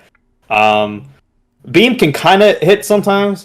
He's a little bit tall. So even you doing jump back guns could like trade with him. He does unit beam. Or sometimes he just wins sometimes. I feel like I play this so grounded that I don't do jump back guns against him. I'm really just throwing grenades against this guy. I don't think I do guns. Yeah, you're doing a lot of grenades. Because I throw grenades, and then when he gets tired of the grenades, he goes to unit beam through the grenade, and I quick work him. That's what I do against with characters with a beam like Iron Man's. That's usually how I play that matchup. is I'm sitting there, I'm waiting, I'm throwing grenades, and he's not able to like get around them easily. If he jumps, he gets jam session, so they commit to going to the ground and trying to unibeam you out of your grenade, and that's when you get the quick work under the beam. Then again, there's just like my playstyle where I just commit to quick work a lot of the time and try to read out beams. It works a lot of the time. But the quick work under the beam is really strong, especially because it's not even like plasma beam where it trades with us at the end and we have to like recover from the trade and get the combo. We just beat it clean. We just go under it very, very easily. I'm just trying to think, is it like decisively like against the other characters on decisively list?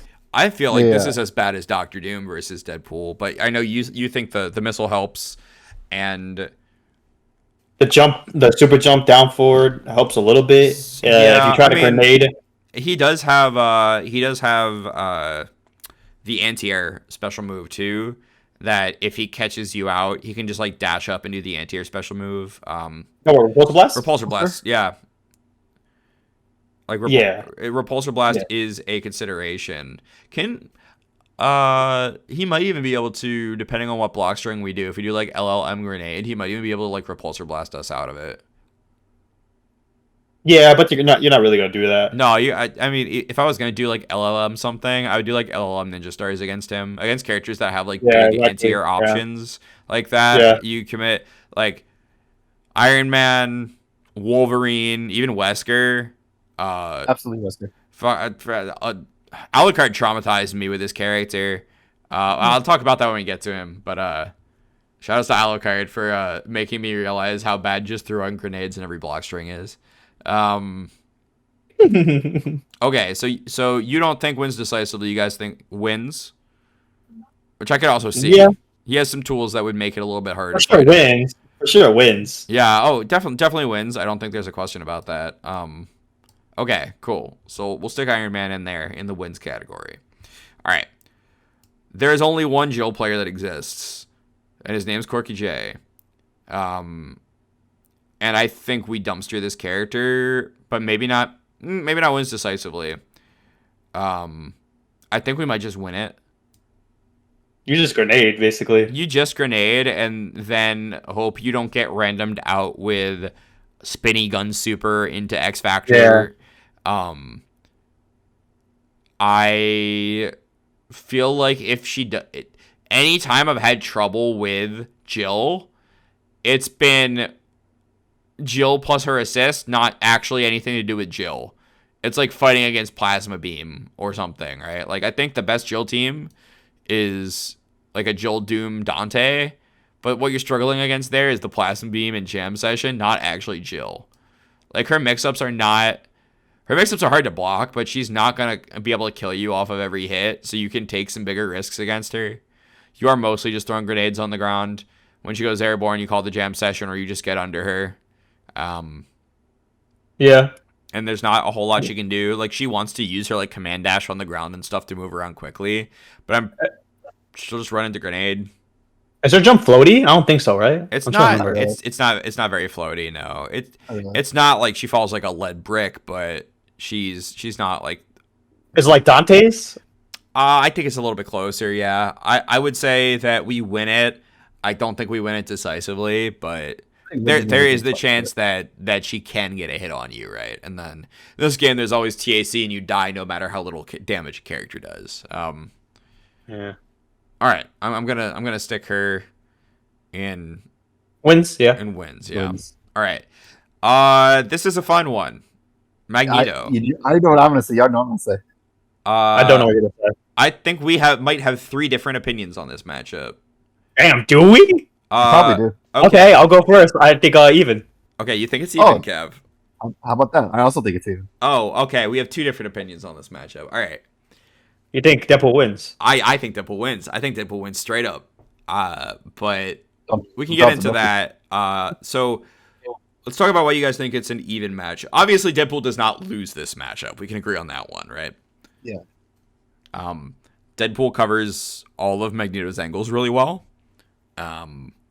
And where usually Magneto locks you down, right? He chases you down. He's gonna make you block, and once you block, you have to hold his pressure, right? Deadpool's so hard to catch. He's such a hard character to catch for Magneto and lock him down. What makes you guys say even rather than wins? So like Box Dash Mag Blast is pretty good. Because he just erases all the bullets, and the movement option that Mags has, like you're kind of guessing on where to place your guns, like where to shoot your guns exactly. Obviously your guns could tag him a bit. Like even one bullet is decent, but if that even happens, he gets his air dash back. He gets assist call back. He can air dash mag blast again right after he just gets hit. That's true. Yeah. Yes.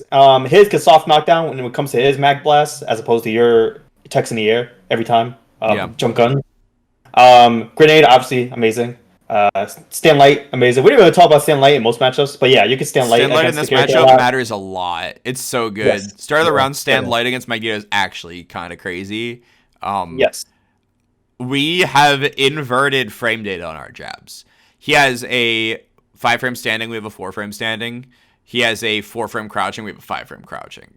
So there is a very uncommon but funny interaction that will happen at the start of some Magneto versus Deadpool rounds where they crouch jab and you stand jab and both trade and then everybody backs the fuck off because they're terrified of what just happened. I feel like the right way to start this matchup from both sides is both people back off to the opposite sides of the screen. That's the way Ray plays the matchup. Or at least recently the way Ray's been playing the matchup. And I think it's so much safer than trying to actually... either person trying to fight the other person at the start of the round. Y'all both could just outmaneuver a bit. I feel like Mag can a little bit more due to which direction he's going to move to. Yeah. So you're guessing more. But like you could still dash under him in his Magnetic Blast, but Mags could dash under you. Not as easily because he dashes like straight up, standing straight up, So he's not as small as like Deadpool when dashing. So Deadpool kind of wins in that department. So yeah, it's kind of like back and forth what I keep saying when it comes to each tools from a character. I will say also that Magneto, in my experience, because I've played again Rika, she's played Magneto forever, and we have another local Peak Lemonade. He also plays Magneto, and anytime I see Magneto sticking to the ground / normal jump range, that's when I'm like, shit. Oh yeah, the less they go into the air, the better the matchup is for them. Absolutely. Yeah, and the thing is, most Magnetos they're used to like, okay, let me call missile, let me jump, dash, flight, call missiles, and fly over to you. As a Deadpool, I'm like, okay, do that, whatever. I don't really care. But the moment they're like, okay, I'm gonna like call missiles, disruptor twice, and then blink in, I'm like. The thing is too, the more they go airborne, again, assuming that we have jam session, the more they're gonna fall prey to getting hit by jam session or having to block jam session, and then we get to reposition and set up our zoning pattern again. Our like jump back heavy guns when they try to go up is so good against them. I think the person, I mean, obviously, I think Ray's the best at this matchup. He just has so much experience against the character. The way he plays is very intelligent. I think I'd also like to talk about Escalante is ridiculous at this matchup too. The way that he positions himself makes it so hard for Point Deadpool to fight against like Magneto, especially playing the missiles with him. He stays grounded. He uses Disruptor to try to stop whatever we're going to do. And he stands in front of missiles so that when the missiles come out, you can't teleport behind him or get space behind him either. So you're not going to be able to guess the Disruptor and get behind him. You can still quick work at him, but that's so risky, and especially from full screen, it's going to be really rough to do. But I feel like Ethan plays this matchup extremely well. And it's probably...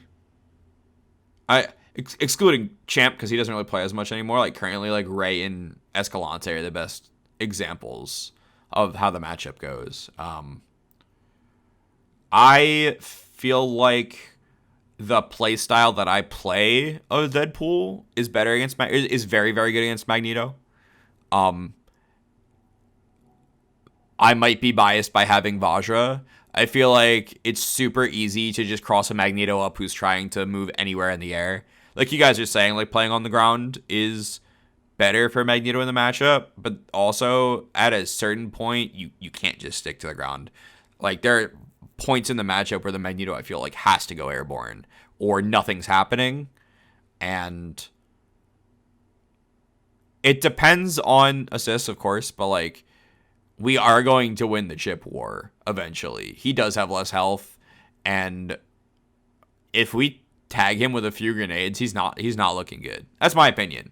And I feel like also stupid teleport Vajra shenanigans or teleport assist shenanigans are really good against Magneto, especially when he's trying to come down from the air if he does go airborne. With how low our dash is, Magnetos are used to falling on people with like a falling S or a falling H a lot of the time if they're not going to mag blast.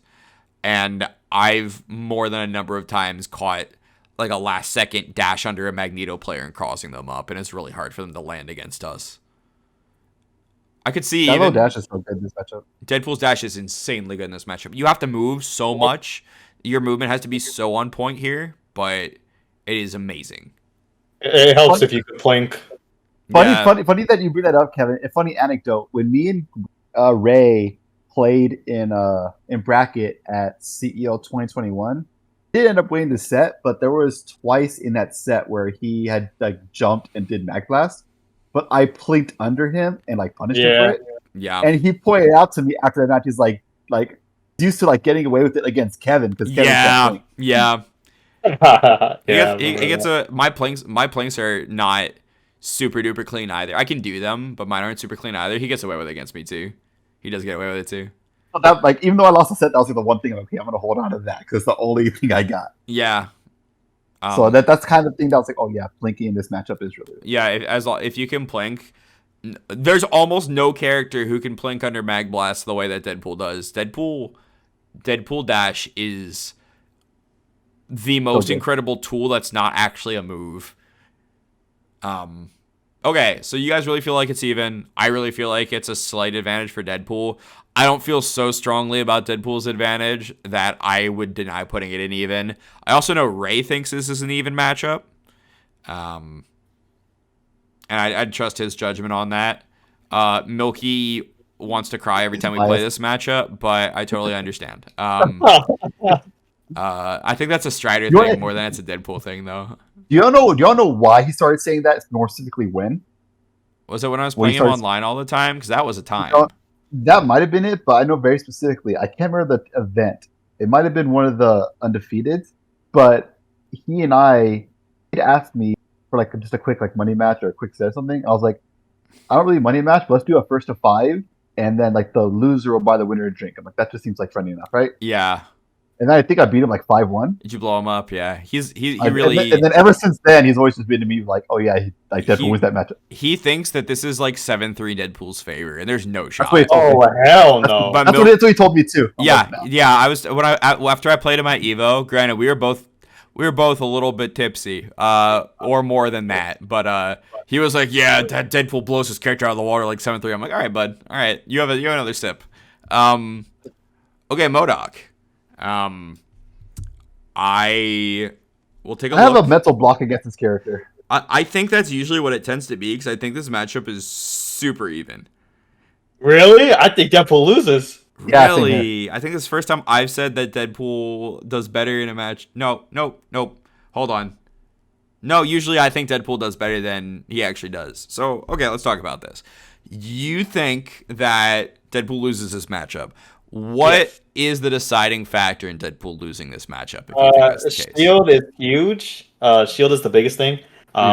So when you are doing jump back guns, you can slightly tap him on the head actually when he is doing that, but the shield is still there. So like your grenades just get absorbed by the shield. For you to hit him again with like any guns, you have to like super jump L guns or like double jump, wall jump shit into like guns. I find myself doing a lot of wall jump late guns and wall jump stars in the matchup. And like he still has good movement, so like if you were to do that and he knows you're gonna do that, he just closes the gap easily and can get mixed up on the ground. Okay. As you're falling. To me, the why I think he loses is it's like everything that Deadpool hates MODOK has. Like if he puts up the shields and spams like light sonic blaster, he's like, you're not going to do much to him outside like the super jump stuff. And then he also has insane pressure and able to stay on top of Deadpool, which we also know Deadpool has no like get off me button. So Yeah. between those two things, it's really hard for Deadpool to fight that character. If he does make you block, you basically lost. Like that's really what it feels like. So hard. I can't tell if it's a mental block, but I know anytime I fight a Modok, I'm like, this is gonna be really hard. I played Punisher a lot. Usually it's not the Modok. Not that his Modok's not good. I usually feel like it's not the Modok that's the problem. I did get to play a longer set with Priest at Evo in the Salty Suite this year. And it went, I think, like slightly in his favor. We played like a first to 15 or something. It was maybe like 15-13 him. Something close to that. I really don't feel like it's that bad. I do have Vajra bias, and I do get away with so many Vajra calls that I think I only get away with. So that might be some assist bias on my side that makes the matchup feel a little bit better. Theoretically, he should also dumpster the Vajra assist. But if you cover it the right way, like Deadpool is very good at covering his assist calls. When like if somebody actually does birthday, like get your assist specifically, he has a good time at shutting that down because of all the angles that guns can cover to stop. I do definitely think that Dorito is so huge in this matchup for Modok over Deadpool, and that Sonic Blaster is really strong. This is also keep in mind that Sonic Blaster, if we're trying to do super jump stuff, if he reads it, super jump, also Sonic Blaster, knock us. Yeah, you can do that too, actually. Yeah. You also can't do stand light against him because of his jump S. That's true. It's true. You can't stand light him because you're just gonna get jump as S. big as he is. You can't still really do that. I throw a lot of standing heavy out and pray with against Modok. I also quick work at him a lot, but I feel like I'm gonna say that in every single matchup because I'm a degen. It feels weird to say this, but I feel like given that like. So I think most Modocs are going to see that they have a Dorito, and most zoners are going to struggle against that outside of like certain ones. I think weirdly enough, depending especially on your tank composition, they might actually want to rush down Modok, especially like given his big body, and if you make a block jam session, you're good. I think trying to zone. I don't know. Your bias. That's why I think Wedge's bias comes in because he's more rushed down than either of us. Oh yeah, I rush down so hard, and I've never had a Modok player block a mix-up I do in my life. So that might be part of it because I lean more zoning. That's probably where I struggle. Maybe I should try rushing down Modok. You have to rush him down. Yeah, you have to rush him down. Yeah, you have to get in his face. That's probably part of the reason I think that we have an even matchup here. Is I feel like Deadpool, just like you were saying, like, oh man, like Deadpool, like once you block Modok, like that's it, like you just gotta hold it. The other way is true too. In Deadpool, I feel like it's harder to block than Modok's hard to block. If in my opinion, if you're mixing up the right way and doing the right kind of like pressure strings, it's so hard to block him, especially because of our instant overhead's so free on him. They can't really up back against us, so they do have to guess, right? I feel like it's really not as bad as you guys are making it out, but I can understand why you would say it's a loss. I do really feel strongly that it's an even matchup, and then it really comes down to assist a lot of the time. Again, most of my experience with it is I played Priest a few number of times. We had a Modok way back in the day in Arizona. He doesn't play anymore. I played Mothman a good bit. Not a good bit, but I played him like enough where there was some Parsec sets here or there or some in-person sets. I'm not going to say I have the most Modok experience. I have a decent amount, and it always... Like, anytime they put the Dorito, I'm out like, okay, I feel like I have to do super jump stuff to force them away from the Dorito. And then if I can get them to stop relying on Dorito stuff, then I have a chance.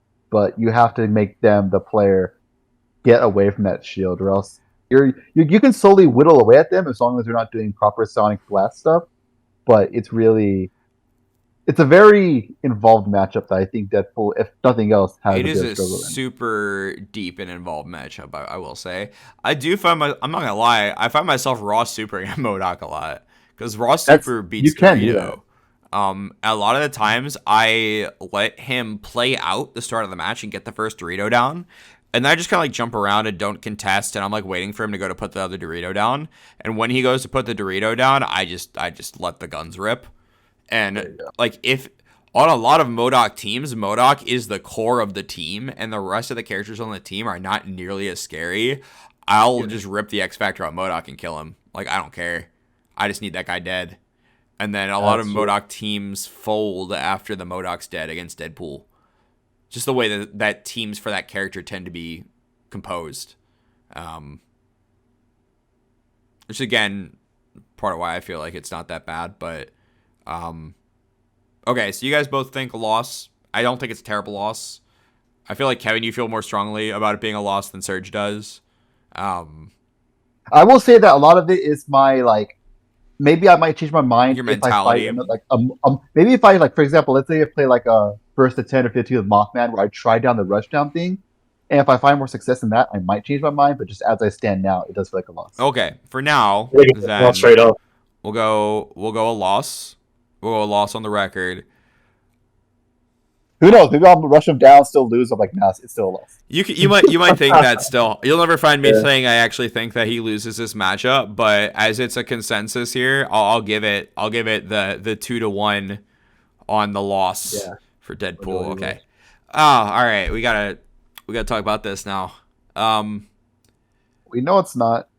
I think it's just loses. I'm gonna start to say. Just straight up loses. I think it's just a loss. I don't think it loses badly. I don't think it's like 7-3. We have tools in the matchup. Jump back guns is weirdly effective against her, and if you're doing it at the right timings, right angles, you'll get like the one bullet that clips her out of Astral Vision startup and cancels it. And if she loses that bar, you won. If you can cancel her astral, you I don't know about one. Okay, if you can cancel, she is on the back foot. If you cancel the astral, I don't want to say that's fair. You didn't win, but she is certainly playing on the back foot. If you cancel the astral, she doesn't care about a lot of stuff we do. I'm going to be honest. I feel Deadpool is as good as he is because of Grenade, and she doesn't give a fuck about Grenade.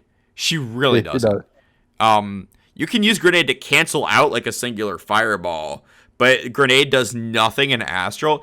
God, if only we could block after throwing Grenade, Deadpool would do so well in this matchup. But I will say that I did play around with it, and this obviously does not apply to Astral, but if she shows one Soul Fist, one set of L guns will go through one Soul Fist. Yeah, plus absolutely. A little extra. So if for example, I lab this, I want to see how it turned out. If you have a Morgan who keeps doing like Soul Fist, fly, unfly, Soul Fist, fly, unfly. So like they keep looping the ground one. You keep doing L guns, eventually you're gonna win. Yeah, you'll obviously that's not real world, right? Like it just shows an example of the durability. Right. It's unlikely a Morgan's gonna do that pattern as many times in a row without being in Astral Vision, right? Yeah, I feel like they've only done that in Astral. Yeah. And then at that point you're like, oh well, I'm gonna get hit from the back, so it doesn't really matter. Yeah. I think I mostly did that for myself because I wanted to understand the durability of the fireball. Like, okay, if I think I can deal with one fireball right now, I'll do L guns because our saving graces in the matchup, I would say. Jumps. Yeah, we have so much time we can stay in the air that we can waste out a solid amount of Astral Vision. I mean, that's the first thing everybody talks about when they talk about that matchup, right? Basically, yeah. They talk about super jump, back, double jump, wall jump, ninja stars, right? And you can mix the order of those to throw off our fireball patterns. Something that used to be a lot more prevalent or easy to do is just they call Astral Vision, or they're in Astral Vision. They call Doom missiles. I'm gonna make an assumption that we have Doom missiles that we're fighting against here, right? Usually. And you guys super jump up, light guns into air, happy trigger the super, and you catch Doom, and you just did half of Doom's life. But Morgan players know now they have enough experience at this point. You can just get drained for your entire like meter bar if you choose that option against her. If you're not sure that she got hit by it or that she's gonna block it, right? Like there's a fireball pattern you could do that Cosmos does and Escalante does that will just drain like a bar and a half from you if you go for that option to punish the Doom call. And it's just not worth doing it. So that's a tool we used to have in the matchup that's really not as strong anymore. Not to say you can never catch Morgan doing that, but it's a lot harder to pull off now than it used to be. Yeah. We have a lot of small gaps in our stuff. Well, not a lot of them, but we have enough small gaps in our string sometimes that her crouch light is just a nightmare for us to deal with, right? If we try to like stagger on her, we get mashed on a lot of times. On the bright side, no, Yeah. like I know her crouch light. I mean, her crouch is just so good because she goes low. It does mean that every single mad wheel is going to Every cross up. single mad wheel. Yeah, I find myself the thing about her crouch light being so good and being a pain for us, on the flip side, you know every Morrigan's going to do it as their first defensive option in every situation. So I found myself a lot of times like I knock the Morrigan down and then I go for a reset and I space myself that I do mad wheel and I actually clip her jabs with the mad wheel and knock her down so I get the combo. And also guns to teleport. Morgan players mash jab when you do guns teleport. I do guns teleport, but I stay in place. I stay in place and then I shoot the guns. And that's against anybody who's trying to throw guns teleport or mash on guns teleport. You can do that either way. But it's just especially effective against Morrigan players, doing guns teleport in place and then shooting guns again, and you'll get a lot of hits on them that way. I feel like the problem when I fight against Morrigan players, more than even Morrigan, is once I kill Morrigan, dealing with the Doom Virgil. Okay. Yeah. Like the missiles Virgil is just insane. I mean, that's not Morgan though. But that's not Morrigan, right? It's the team matchup thing. I just thought I'd bring it up because a lot of the time that's going to be the team you're fighting against. I feel like a lot of the time, I will say, yeah. To touch on that, it does bring up the concept kind of what you touched on before, like with who was it? I can't remember what was he brought up with this, but like there was that debate a long time ago when like Chris was first dominating with the team. A lot of people were like, "Do you kill Morgan or do you snap at Virgil?" Yeah, and that's what makes it so hard. All right, I'm going to bring up a controversial opinion about that matchup. You kill Doom. No, I agree. No, I don't think so. Yeah, that's why I said it's controversial opinion. I feel like the matchup gets so much easier against both Morrigan and Virgil if there's just no missiles. Like I'm not nearly as concerned anymore. I won't harp on this for too long. I feel like there's some merit to the idea bringing in a character that has a terrible matchup against you that you're going to have to spend 2 bars if you do somehow survive and get him out. And if you do get the hit on him and either go for an infinite on him, which is very easy, or knock him down and reset, which is really easy to mess with Doom on resets, like, and then he really doesn't have a neutral assist to fight you with, I think there's something there. But I won't go on too much longer about that. It is absolutely one of our hardest matchups, though, the more Doom Virgil team. It's really, really rough. Okay, so definitely loses. Doesn't lose badly, but she definitely loses this. Or rather, Deadpool definitely loses we this. lose this. Yeah, we lose it.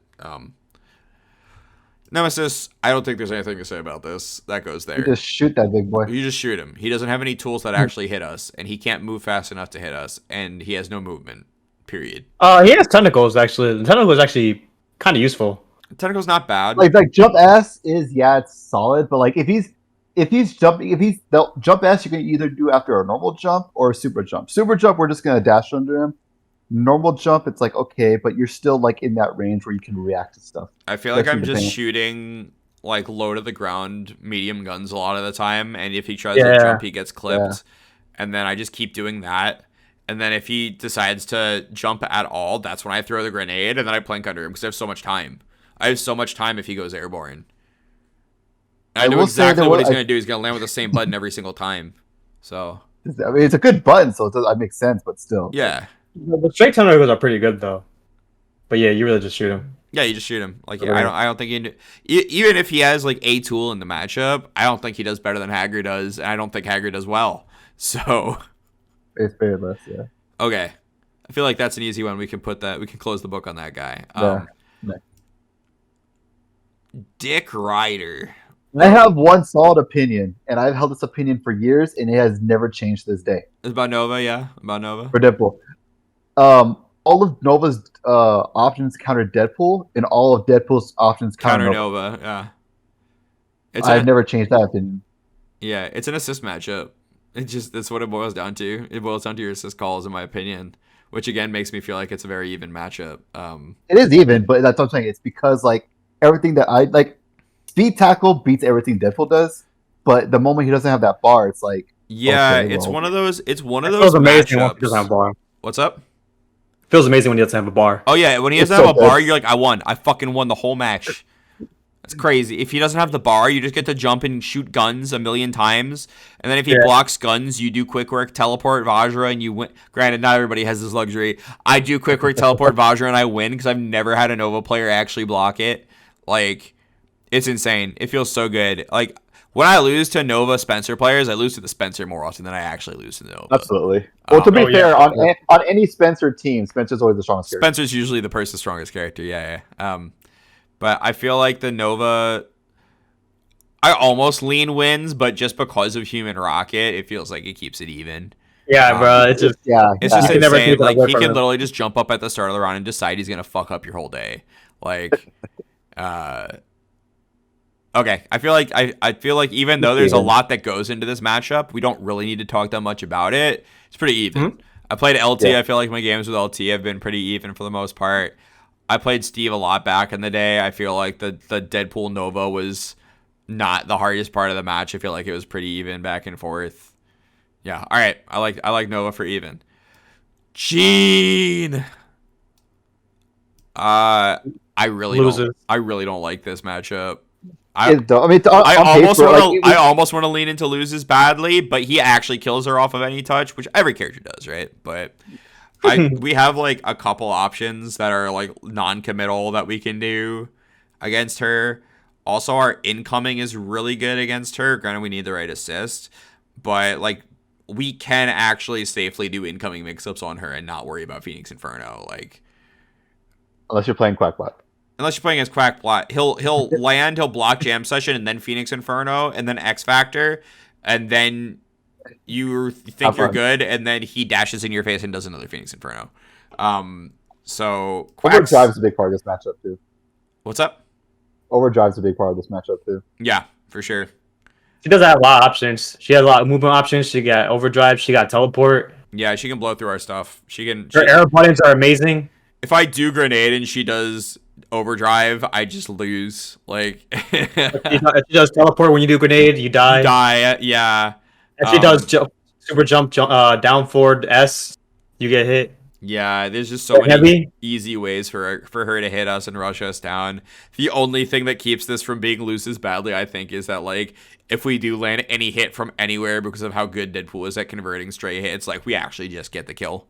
Yeah. It's like the Chris problem, right? Where you're like, we definitely beat this character, but if they do hit us once, like we lose. I feel like it's pretty easy to put this here.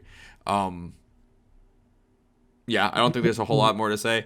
Now, on the other hand, this other Phoenix fucking sucks. I feel like we beat this character pretty hard. Yeah. He doesn't have any movement. He has Maya Shield, but It's funny because I played a Phoenix right recently, and at first I was feeling frustrated because like, okay, he puts up his shield and I could throw him at it, yeah, but my guns don't do anything, whatever. So I'm like, let him get the evidence. What's he gonna do? Yeah, he's not hitting me. He's not gonna hit me with the evidence. Or then what? Is he gonna tag into his other character and then try to like THC into evidence? Well, who's the other character? Because he's missing a neutral assist because he's got Phoenix right chilling here. So like, Yeah. I don't really feel like he's got a shot at hitting us even with all of his evidence up. Even if he does somehow get in turnabout, if you don't die off the turnabout conversion, you could still kind of zone him. You just have to be careful of getting level 3. Like, Yeah. and if they're not super careful with the way they set up their Maya Shield, you can see the Maya Shield happen, teleport throw. Yeah. Kev, I don't know if you have any other input on this matchup, but I feel like it's really straightforward. Chuck grenades on the ground and you stay away from him. Yeah. Like, all right. Yeah, just trash movement. Yeah. You really just Trash zone movement. him. His buttons aren't good either, and Deadpool's buttons just beat him out at close range. Yeah, it's a decisive win here. Even if he has turnabout, I feel like you can outzone him actually. Yeah, Like exactly. you're running, you have to run a little bit more carefully, but you can still zone him decently. It depends. If he has the cell phone, it's a little bit different. Yeah, but, yeah, that's true. It depends on the evidence he pulls. Because Okay. the cell phone's like amazing, but although it doesn't change the fact that we win decisively. Yeah, I think we still. It's just like Frank West. Oh no, you transformed. Anyway, we keep doing the same thing against you, and nothing really changes. The big finger can help somewhat, but Right. just be a little bit more careful with your spacing. Yeah, like we can't get careless with some of our like normal jump height zoning stuff because he can finger us out of the air. Can we just say heavy, please? He can finger us out of the air. Serge, would make you uncomfortable when I say that Phoenix Wright's gonna finger me right out of the air? Yo, Bro. I forgot which button it was, so that's why I said finger. No, you're good. You're right, bro. You're right. Okay. I feel like that's enough innuendos and matchup stuff on Phoenix.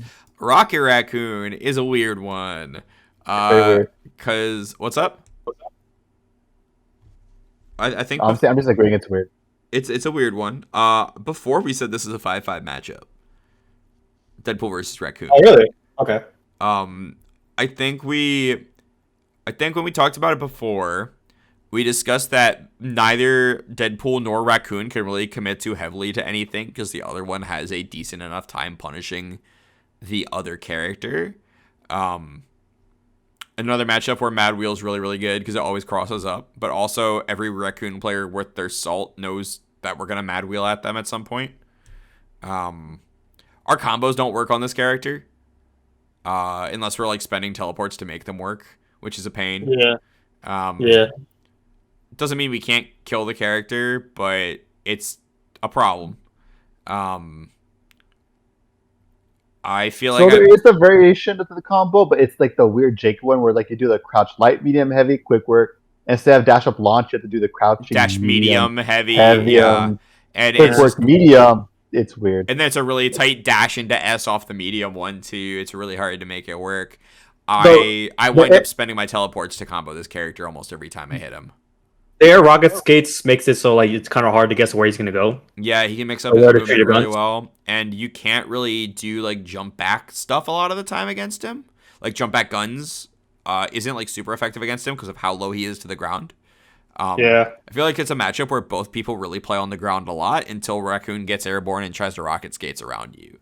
I've fought Jesse a lot. I would almost be tempted to say it's slight Deadpool favor, but not any more than slight. I think the main thing that does it for us is light guns are really good against him. Yes. As long as as long as he's not guessing that we're gonna do them, light guns are really, really, really good against him.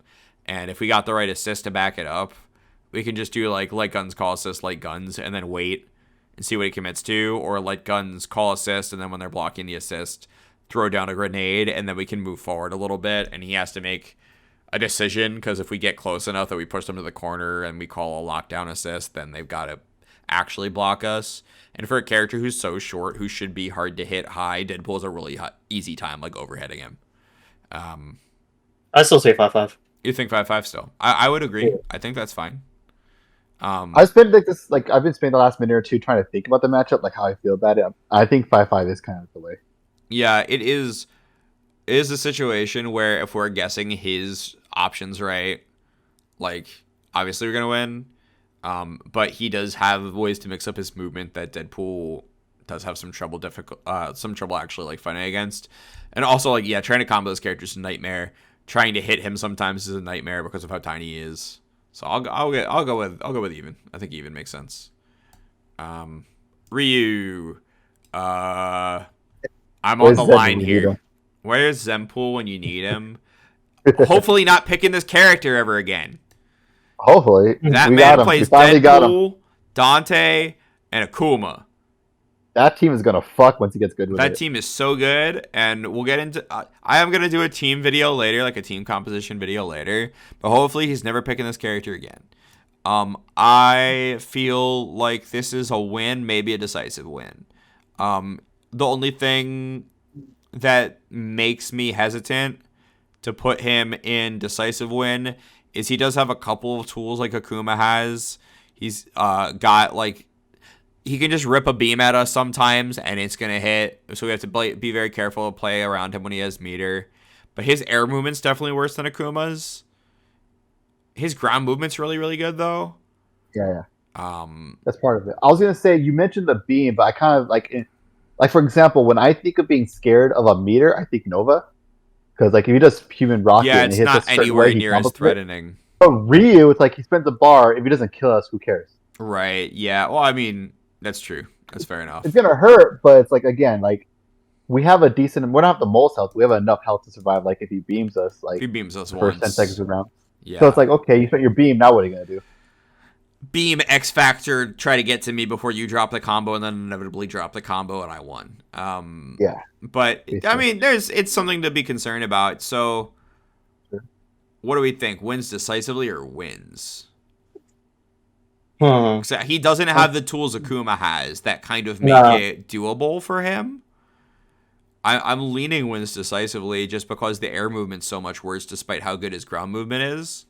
Yeah. And Yeah. he doesn't have a But double jump to like catch us or anything. Yeah. I think it is. It's a matchup where like once we again similarly, if we keep him as grounded, how do our buttons fare against his? I'm like, look at our heavies versus anything he has. Yeah, our buttons are so good against him. Okay. Yeah, I feel comfortable putting that in wins decisively. Okay. Yeah. All right. Whackbot. The whack bot. There's only I mean I think this is such a hard win for us. Despite the fact that Ray's Sendal always beats the shit out of me every time we play, I think this is such a hard win for Ray. us. It's Ray. It's Ray things, right? I don't feel like I have trouble with any other Sentinel ever. That's true. I jumping. So you think wins decisively? I think it wins decisively. Our ninja stars are so good against him because he has to block all of them every time anywhere on the screen. And it keeps us in the air against him, and we recover so we can tech throws and stuff. He can't put his boot through ninja stars to hit us, unless he super preemptively guesses on it and tries to get our startup. He can't just spit from full screen at us, so we can quick work the spit. And even if he tries to fly cancel the spit to make it safe, we still catch the flight startup. My exhibition I played against Joker on Ray's stream, I basically just only used quick work against Sentinel and won. How the hell? Did you not watch? You'll watch. Yeah, You can watch the match later. But Alright. if you bait the meter out of him like properly, like if he doesn't have bar to worry about like Pyramid of Giza or worry about drones, like there's nothing he can do. Period to actually scare you. It's weird for me. I'm like in the middle of wins and wins decisively because I do think jump medium is actually pretty good actually. Jump medium against Deadpool. is good. It's not bad against us. I think it's amazing actually. Same. Yeah. I do think it's good. But if you think wins decisively, then yeah, I'm not gonna argue really. Like I said, I think it's in the middle of it. So whatever y'all would decide. Right. So too. I'm gonna lean towards wins because also we can kill him so easily too. Like he gets hit by so many moves easily that we don't have to jab him. We don't have to jab to hit him. I'm usually hitting him with something bigger and chunky. I'm gonna be able to kill him off of it. I think another aspect of it, and you kind of touched on it, is because Ninja Stars hits him so consistently, it forces. It's kind of like the whole thing of like, what do my options do to your options? It's like, okay, you're forcing him to do something to deal with Ninja Stars, and you can play off of that. Yeah, because you just get to do ninja stars, and he has to do something. He has to commit to actually do anything about it. Otherwise, he's just taking chip from ninja stars the whole time, and it's not like it's amazing chip. It's not like getting soul fisted, but he is eating all 3 ninja stars most of the time when he has to block them.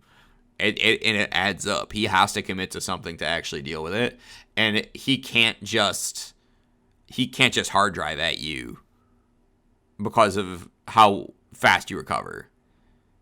So I really do feel like this is a win decisive, and quick work under spit is so good. I can never stop preaching the good word of the quick work enough, but I don't think I've ever seen Kev quick work at somebody raw like I do. I used to actually. I used to do it a lot. Yeah, and then you got off of Xbox Live. You changed your tag from Kevin X, and it changed everything, right? I used to do a bit more. I haven't done it recently, but there once in a while I'm like, let me just throw it out and just see what happens. And I'm like, It oh, wins matches. It straight up just wins matches. I feel like it's so good. Okay, so up next we have She-Hulk. So in terms of tools that She-Hulk actually has to deal with us, she got anti-air grabs, which is not terrible. But her movement's still kind of cheeks. Mm-hmm. Yep. I'm on the fence here, but I want to actually say we only win. I feel like she does have some options that other characters don't have. But then again, how bad her movement is versus Deadpool makes it hard to call. What are your guys' opinions on that? I've only played a couple of She-Hulk players, and none of them have felt like they really know what's going on enough to, besides like one, to judge like what's really happening. I'm gonna say this, and I'm not trying to sound like a dick or anything when I say this, but 2022, last year's Evo. Yeah. I should have 3-0'd Abigail. Okay. And the only reason I didn't is because I dropped my hitbox was having an issue at the time where I would press light and medium to dash, but sometimes it would give me a double light, so I would end up getting a double. You're gonna like jab and getting hit, yeah. So I did a combo. I got a combo on She-Hulk, but I got the dash jab, and Abigail being Abigail, he got a 53 She-Hulk come back on me. Okay.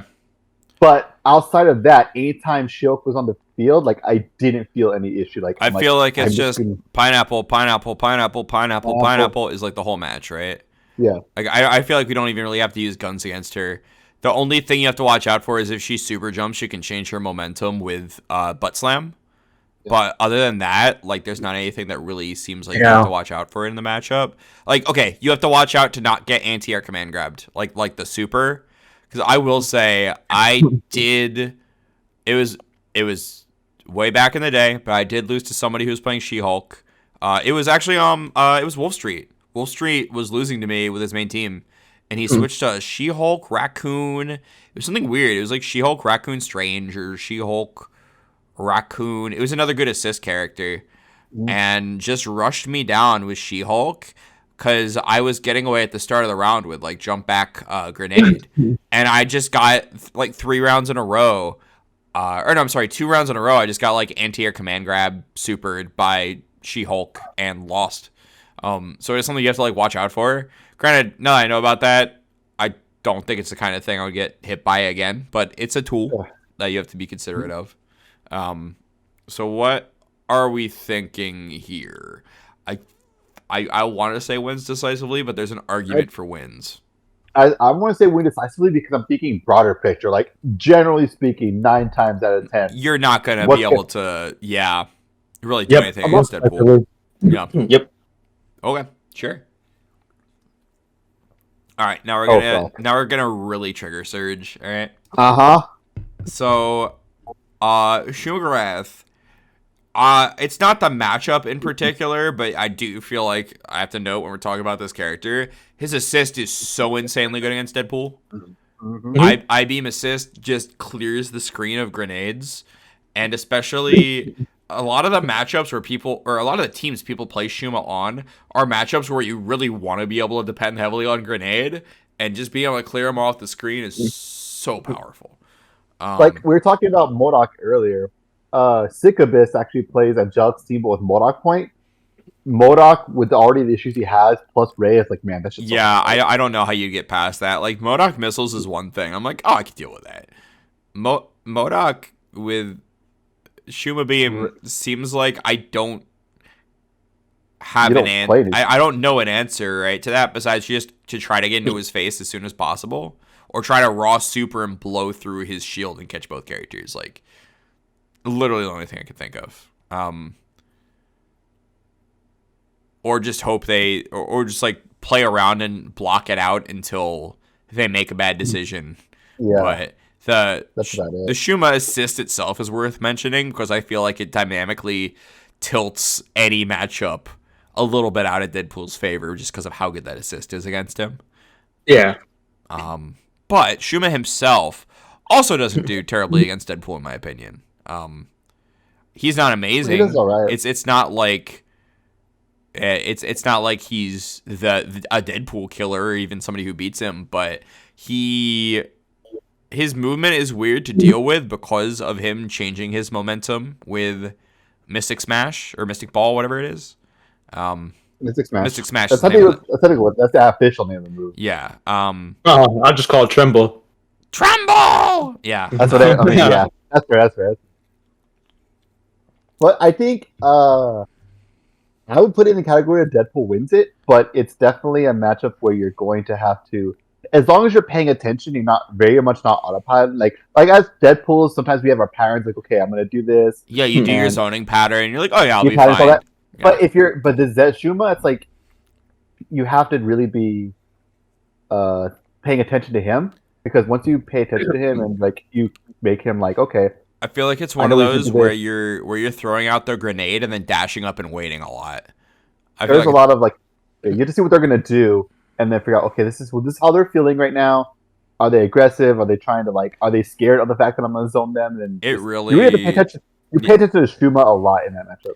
It really does depend on the player so much. Like it is really annoying. I played a lot of casuals with Angelic at Combo Breaker, but my answer to Shuma was hit his first character and snap his Shuma because I don't want to deal with it.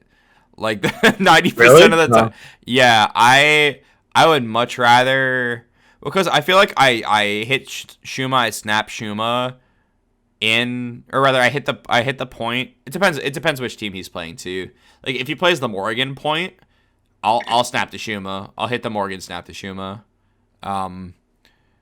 But against a lot of teams that play Shuma Anchor, I just don't want to deal with the randomness that it's going to introduce if he actually gets that character in. I'd rather just snap it and deal with it right away. I might not exit, but snap it and at least make him have to fight on the back foot as the character rather than even getting the chance to play.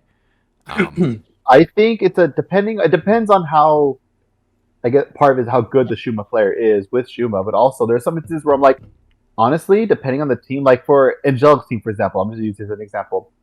Depending on how the match is going, if I just kill Wolverine and then I get a hit on Dorm, if I need to burn X Factor to kill Dorm, I will kill Dorm. Yeah, it's not, I guess he's not that super scary, right? That you're like, I have to save X for Shuma, I have to save X for Shuma. Yeah.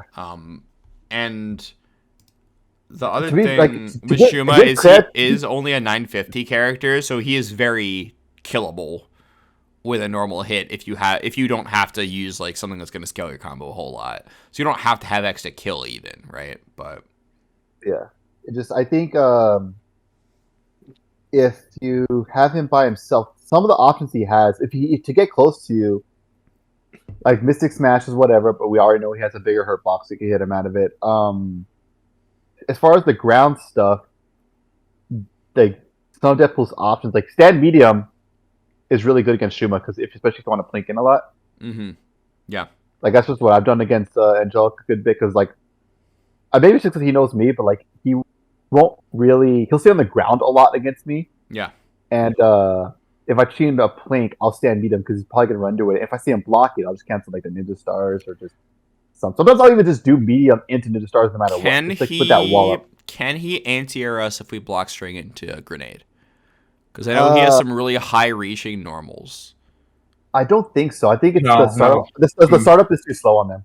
On the ones that's fair. Yeah, because it would be like crouch heavy, right? Is usually the one that they anti-air people with, and that's not gonna be fast enough to catch the grenade. Okay, I feel like that's important to note. Like he can't, because characters who can like anti-air Deadpool out of doing like string into grenade, that does suck. Very few people actually do it, but the matchup still stands like that. If he can't do like block string grenade on you, it does affect it. Yeah. Okay. So, my votes for wins. I think you just shoot him, and I think Deadpool wins. Yeah, you shoot him, throw a grenade. Yeah, his movement is not terrible, but it's not particularly good against the way that Deadpool wants to zone you. I rarely snap Shuma in, actually. Really? You just leave him? Yeah, I'm used to, like you mentioned the Morgan team earlier. Actually, in my opinion, if on that team you kill Virgil first. If he plays Virgil, I think Angelic switched up which character he's playing point against me a lot of the time. It could, but if he's playing Morgan, Virgil, Shuma, I would kill Virgil first. Huh. Okay. Wait, doesn't he not put Virgil point? He usually plays Virgil point, but we played literally like 15 games of casuals or something, and I think like partway through he was having trouble with the Virgil round start against Deadpool, and he switched to Morgan to try to mix things up. Usually he plays the Virgil point though. I don't even know if he's playing that team anymore. Yeah. I was talking to him. I think he's I going to switch haven't to. seen it. I think he's going to switch to Virgil, Dormammu, Shuma as his main. Which, thing. Oh, back to that again. Yeah, I think he should just play his main. His original team. If I'm going to be honest, I think Wolverine, Dorm, Shuma is the best of them. But, in any case, that's another day. yeah, that's a player talk. But okay, I hate this character. Okay, let's break down the matchups. Bionic Arm. This is how I see it. Bionic Arm beats Deadpool, beats Spencer. Say again? So he's saying Bionic Arm beats Deadpool, but without the Bionic Arm, Deadpool beats Spencer. That's his opinion. Not by a lot, but I don't know if I'd say beats. not by a lot. I'm not saying it's not Also, a decisive yeah, thing. Kevin, I'm also on the same page as you for what I think is the first time on a weird matchup. I think Spencer actually just straight up beats Deadpool, even without Arm. I'm just thinking about the zips, bro. Like the jump zip to catch your jump back guns or grenade. He the super just jump and the goes down zip. through or past so many things that doesn't make sense. There was a match I played against LT, I think it was like last week, and I threw a grenade, and he just did jump zip. And I was like, okay, he's going to get hit by the grenade, and then I get to do that. And he just goes like through the grenade with the zip and just keeps going and hits me. And I was like, bro, what am I supposed to do about that? Every other character gets hit when they do a move like that.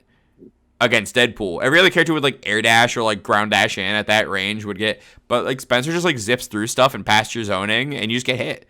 Also, he can just do grapple at you, like a medium grapple or whatever, and you don't.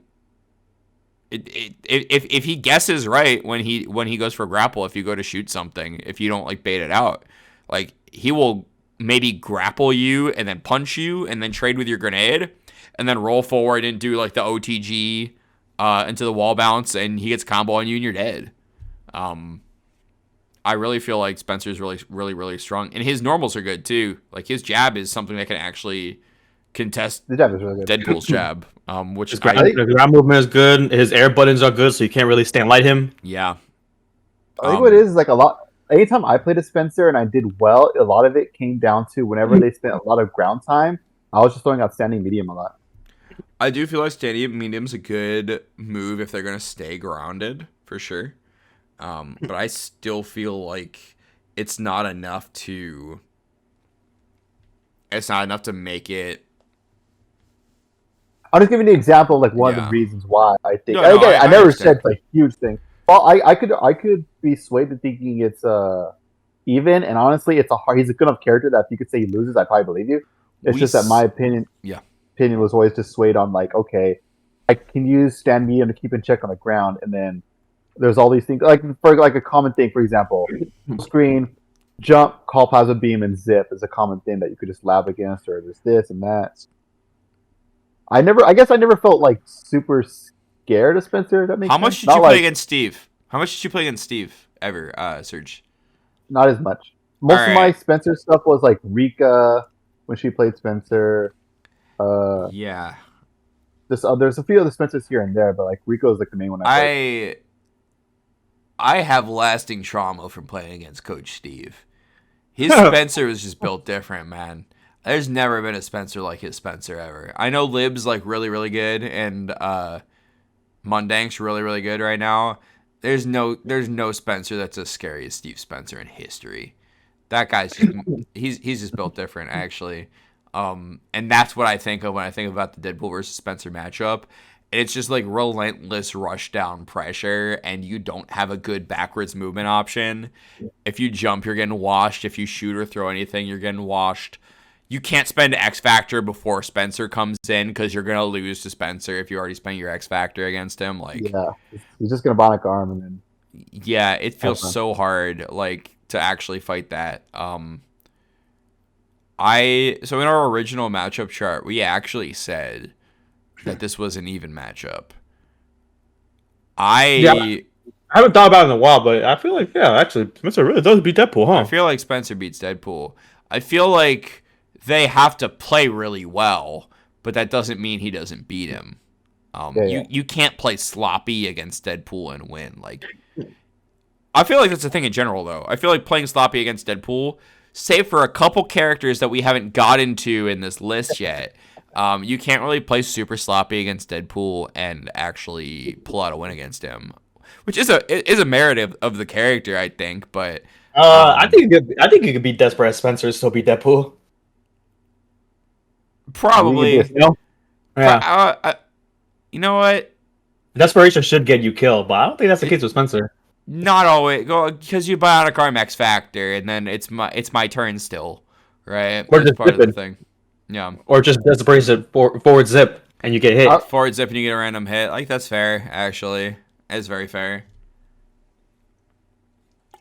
Yeah, I think it's safe to say yeah. I'm leaning into lose. I'm leaning I into could be like argued into saying he loses, and I believe it because like how good the character is and some of the struggles he does have. Yeah, and also like we can't one touch him. Like I don't want to always talk about how much damage we do, but we can't one touch him, and he will always one touch us. We have to reset him or TAC him or already have damage down on him. Spencer is superhuman for some reason. Him and Frank West got the super soldier health because they're in the same. They have, I think, 1.05 mil. It's Cap, Frank, and Spencer. I don't know why they got the super soldier serum or something, but they got all this extra health.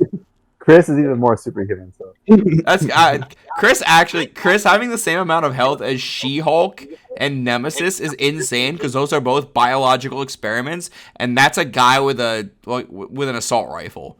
Like I don't, but in any case, I do think it matters, right? That you will always get one touch by Spencer, and even if he takes a big risk and fails, you can't one touch him still. He can Bionic Arm you raw, and unless you X Factor, he lives. It's such a pain, but he lives. Yeah. I think even if you do like a crouching medium to punish instead of a like jab, I still don't think we can reach 1.05. Let's go. Did somebody say was that Kev? Or was that? No, that was me. Okay, that was 100% me. Who would think it was, bro? I know it was Serge, but it would have been funnier if it was you. But no, what's funny is that funny enough. I don't know why, maybe it's because it's a mental thing. I actually think he is one of the easiest characters to land the unscale on.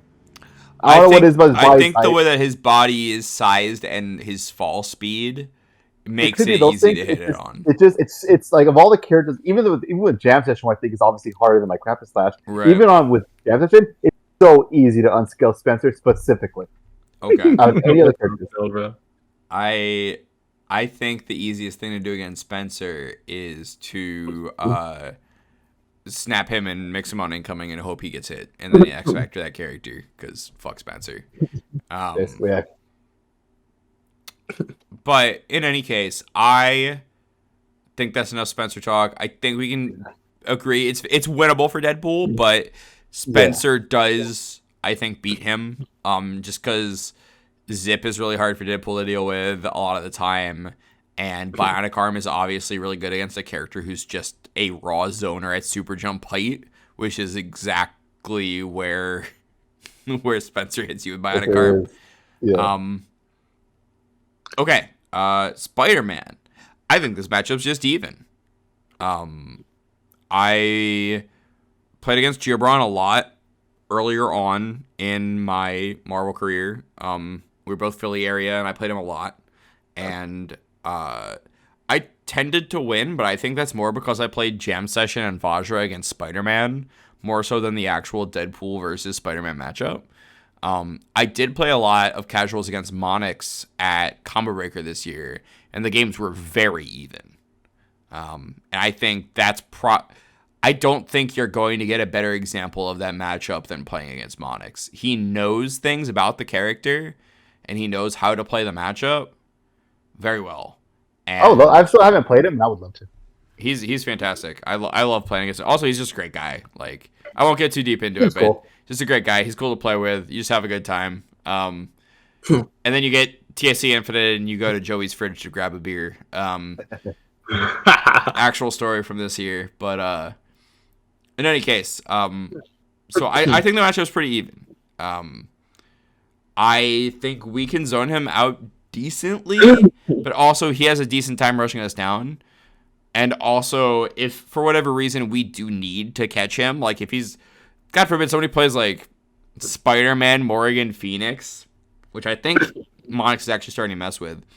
But if somebody plays like Spider-Man, Morgan, Phoenix, or there's a reason you need to catch Spider-Man, like you're down on health, it's actually hard to catch the character. No, yeah, that is. On Deadpool's side.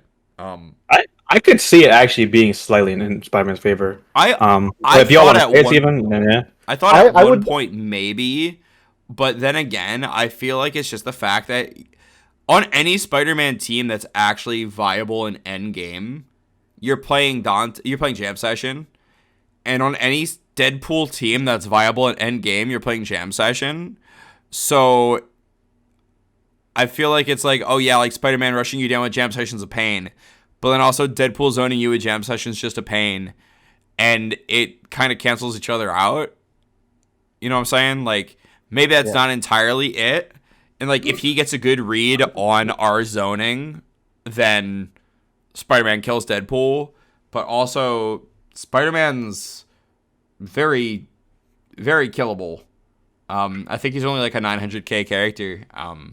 Yeah. So, if they get hit, and we make them block, and we rush them down at some point, right? Like, they mess something up, we can corner them, we make them block Jam Session, we mix them, like... we also just have the same situation. I understand what you're saying. Like, it could even... I could see it be slightly Spider-Man favor. I just don't think the character... The character's movement is very, very good, which does make him do okay against Deadpool. But I don't think his rush down is as strong as some of the characters. Like, he's not a Firebrand.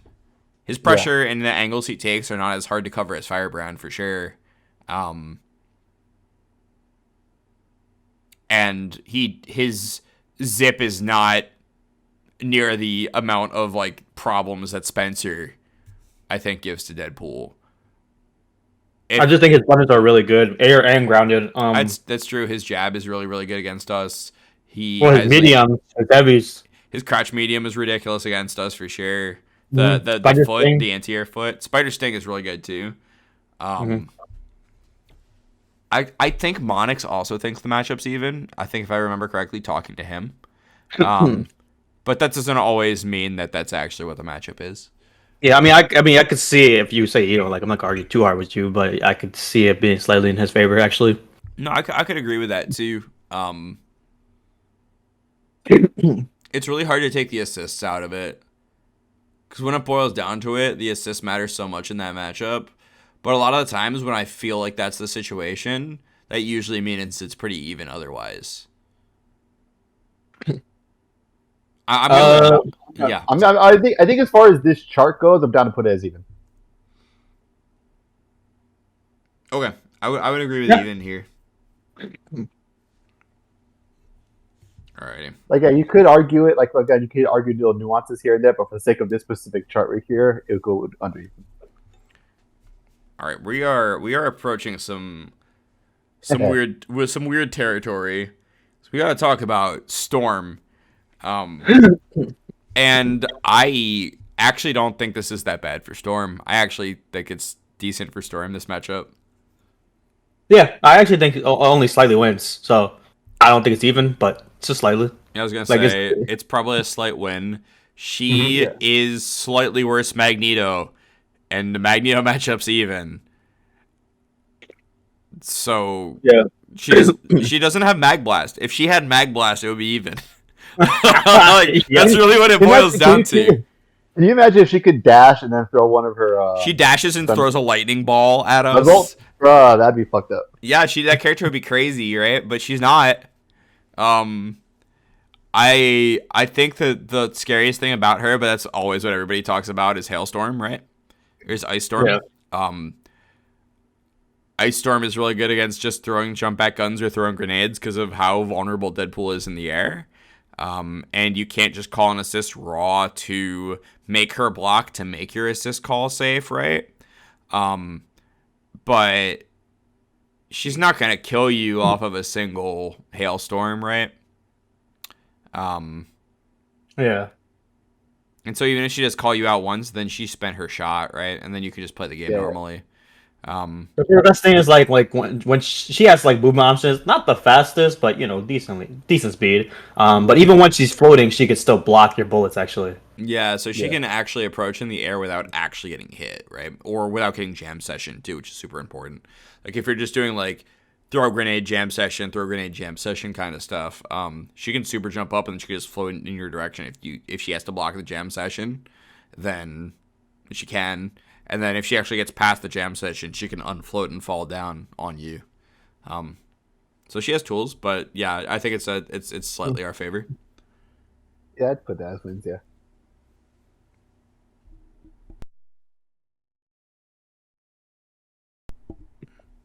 Okay, so I have a lot of opinions about this matchup. The Deadpool Strider matchup. But it's all I flip flop back and forth on how I feel about this a lot of times. I think we win it slightly. I think we win Deadpool. I think that was slightly. my gut. That was my gut reaction. Because Deadpool does not give a shit about Bird Bomb, which Serge can be heard saying in a recording from Evo this year. But Deadpool doesn't care about Bird Bomb, and if a character doesn't care about Bird Bomb, Strider doesn't do that much. Deadpool can like falling guns through Bird Bomb, and he'll still get bullets through. Grenade cancels Bird Bomb, or if Grenade gets past the Bird Bomb, then you actually have to block it. Plus, we solo one touch him. Yeah, we solo one touch him, which is not something I get to talk about often. But Deadpool can solo one touch, especially if you're gonna spend teleports in the combo too. You always will one touch the character. You could throw a lot of grenades, really. You could throw a lot of grenades because he's gonna have to like commit to a teleport, but then because of the way that we fall, his teleport won't always track very well, so he can't always like air throw us out of it or hit us out of it. We don't care that much about satellite because grenade and satellite will just cancel each other out. Like jump forward, low to the ground guns where you get like the 2 sets of bullets are really good against him because he can't really punish you for it. If he tries to Vajra you, you land and you block before he actually gets to hit you with the Vajra. And then if you like chicken block the Vajra, you get the throw, OTG, did character, right? Like, Would you say slightly wins or just straight up wins? I would say it's the slight win because Strider also can just get nutty on you, right? Like he has tools that can hit you. You can just get Vajra'd sometimes and have to hold it, right? And he can like get if he gets a good read on like on a grenade throw or something, he can hit the DP and catch you like out of it, like the DP heavy. And convert off the wall bounce. Yeah, Grom. So, like, he does have tools that he can fight Deadpool. And I don't feel like any character who has a teleport, Deadpool beats decisively. I feel like if you've got a teleport, you got a shot. You know what I'm saying? Yeah. You can get in. It's what you're going to see in the wins decisively category is characters who don't have teleports and their movement's not amazing. And then... in the wins category is like characters who can move, but they just don't move quite well enough to be one of these guys. So I'm going to say just wins here against the Strider. It is really funny that we're seeing a lot of these like even matchups or some weird ass. I mean, obviously like these characters are all very good, but seeing like Captain America, Chun-Li, like Felicia are like characters that Deadpool might have trouble against, and like, oh yeah, Strider and Doctor Doom, that shit's free, you know. Dante, free. Dormammu, a slight win, right? Super Skrull is a weird one. I feel like Deadpool wins this. But I feel like he definitely doesn't blow him out of the water. No, because you have to worry about Meteor Smash at any given point. Literally, I don't feel like there's any matchup that Skrull absolutely loses exclusively because he has Meteor Smash Inferno. Like, I literally think that could get anybody on any given day, and so you gotta give him like at least a chance at winning every matchup. Like, I don't think he has one that's like much worse than 6-4. I feel like it's just wins. I don't think there's a lot to talk about in this matchup. I It's haven't played not. Beneath, and you have, and he's really one of the few good examples of Super Scroll. Jesse's Mhm. been playing Super Scroll recently, and I played him a couple times with his Super Scroll team. Hell, I didn't know that. He replaced Cap with Super Scroll. I just think he has played Cap for so long that he wanted to mix things up. But the Super Scroll doesn't really feel like it does anything against Deadpool with that team that Cap doesn't do better. Um, However, like it has a chance, like you're saying, like Meteor Smash, Inferno can catch you out of anything. Um, you can also get. I think he's one of the characters that can punish block strings into grenade. And also, you always have to be careful because Deadpool likes to jump around a lot. You have to be careful of getting anti-air command grab by him. Yeah. But I still think, yeah, at the end, just as a reference point, yeah, back on our old chart, it was 6-4 in Deadpool's favor is what we decided on. So Yeah, so I think it's probably reasonable to say it hasn't. That's certainly a matchup that has not changed a whole lot over time. I feel like the matchup we'll talk about that has changed the most is actually going to be this one, but that's the very last one we're going to talk about. Taskmaster. I think I'm torn between like even and like Deadpool losing. I Go ahead, Wedge. I was going to say I feel like Grenade's really, really, really good in this matchup, but also I don't feel like I've played against enough Taskmasters in recent history to comment a whole lot on the matchup. I did used to play the character, and it didn't feel terrible for Taskmaster. It felt relatively even, but also because I knew so much about Deadpool, it didn't feel like other Deadpools I was playing against for the most part knew how to fight someone who knew how to fight the character, if that makes sense. Kevin, go ahead. I know you played Ares a lot, right? And Ares is a really, really strong Taskmaster player. Aries, double A, potato salad. Oh, that's true. Potato Dinner salad, double party, A as well. Yeah. dinner party when you play Oh, Taskmaster. KP Taskmaster is my man. That's creepy. I think Deadpool straight up wins actually. I could agree with straight up wins. I feel like Grenade's actually really hard for Taskmaster to deal with. Yes. Full screen, doing the Tiger Knee into regular grenades. Shield skill could do it at a certain range, but for the most part, it gets blown up. He has a somewhat floaty jump, so doing jump guns is also pretty good. Jump guns are really good against him, and then he has to start committing to like arrow shots on you from full screen. But then you can just like teleport in on him and hit him and crap like. Or you just get regular dash on reaction. You can dash under. Yeah, you can link up or whatever. Dash under his arrows. Yeah. Especially if he does it twice, you dash up the first one, and then he does it again. You just jump into punish his second set of arrows. Yeah, just your basic zoning actually does pretty well against Taskmaster, even with shield skills as an option. Yeah, I think it is definitely very winnable for the character, but I would agree. I think Deadpool wins it. I used to think it was more even back in the day, but recently I definitely would agree that Deadpool vs. Taskmaster is probably in Deadpool's favor. I don't have as much Taskmaster experience, so I'm just kind of going off of what I've played and what I'm kind of like theory crafting in my head. But you guys are probably know better than me at this point. Yeah, I'd say it's 6-4 actually. Yeah, I was gonna say with as much as Kinder Party used to hate that matchup, I think it's probably a pretty safe bet to say it's a 6-4. But yeah, all right, I can definitely give that to. We have so many more like wins in this matchup chart than I think we used to have. Maybe I'm wrong, right? But no, actually, sure. it's not that far off. We're still pretty similar to what we had. We before. are we do still have that we slightly lose to Viper, MODOK, Morgan. We've changed thoughts on a little bit. She was still here.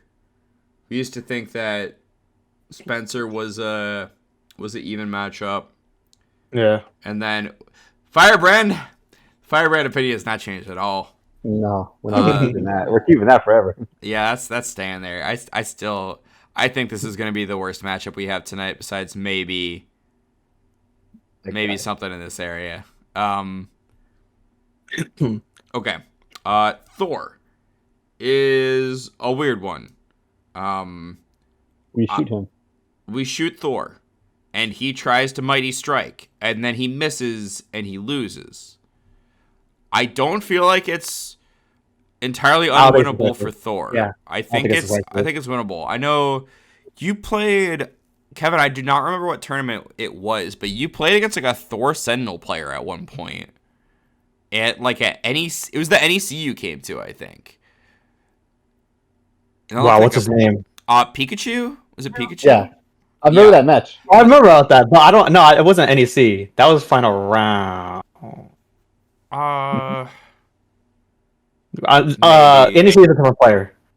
It might have For been a sure. different, yeah, but that's like it was not free. Like you had to actually work for that one.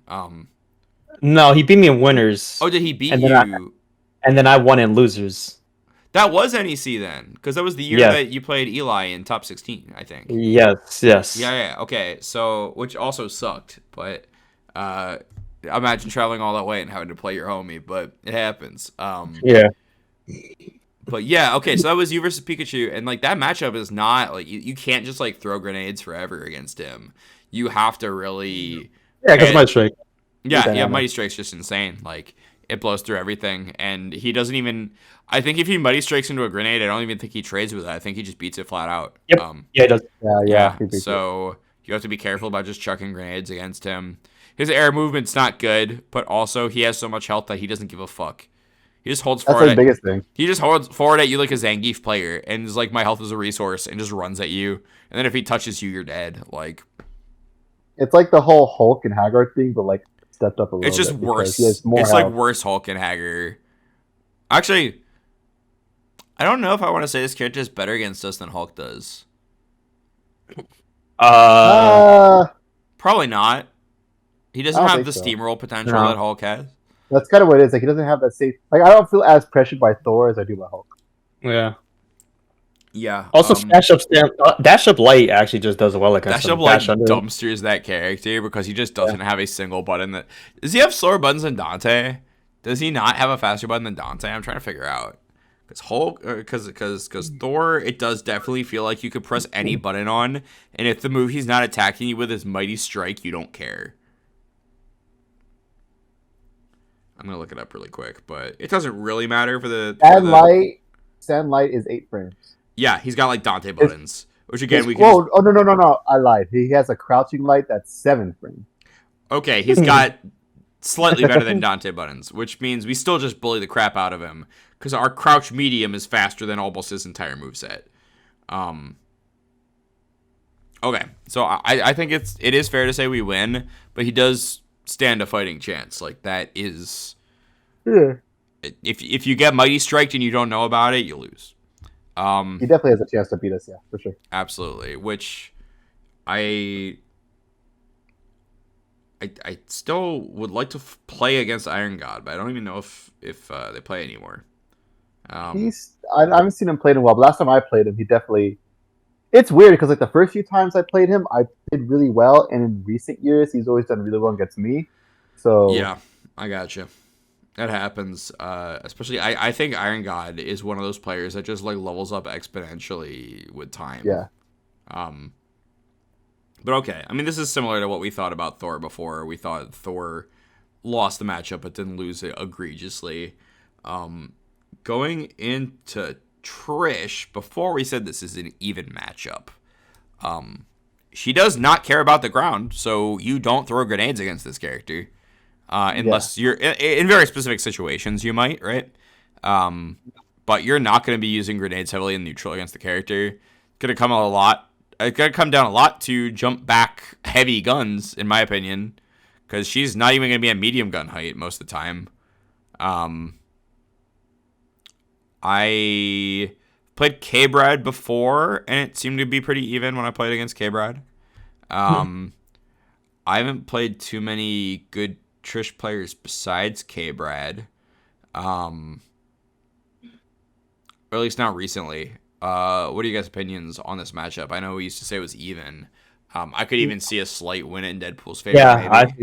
I say slight win. Yeah, most of my Trish experience, especially in recent years, is from Pink Lemonade. Mm-hmm. And from all that experience, I do lean towards slight win. Yeah, she does.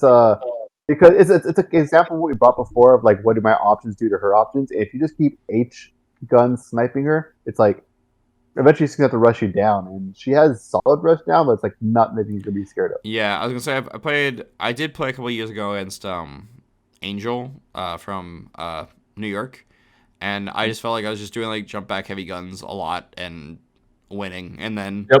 once they're like, okay, I can't be up there because I'm getting shot, then they stay on the ground, and then if it's Trish grounded, she doesn't even get to do anything. Okay, I could see slight win. She has a chance, right? She's got decent She has a chance. She movement. definitely has a chance. She got decent Like her, movement like, and a dive kick, right? So Yeah. Her dive kick is a big thing. If you're not paying attention to your stuff, then her dive kick can definitely give you trouble. But if you're on top of it, then you can deal with the dive kick and everything else just fine. yeah, okay, I think that's fair enough for that. Okay, Tron. I hate playing this matchup actually more than any other matchup in the game. I'm not gonna lie to you. I hate What?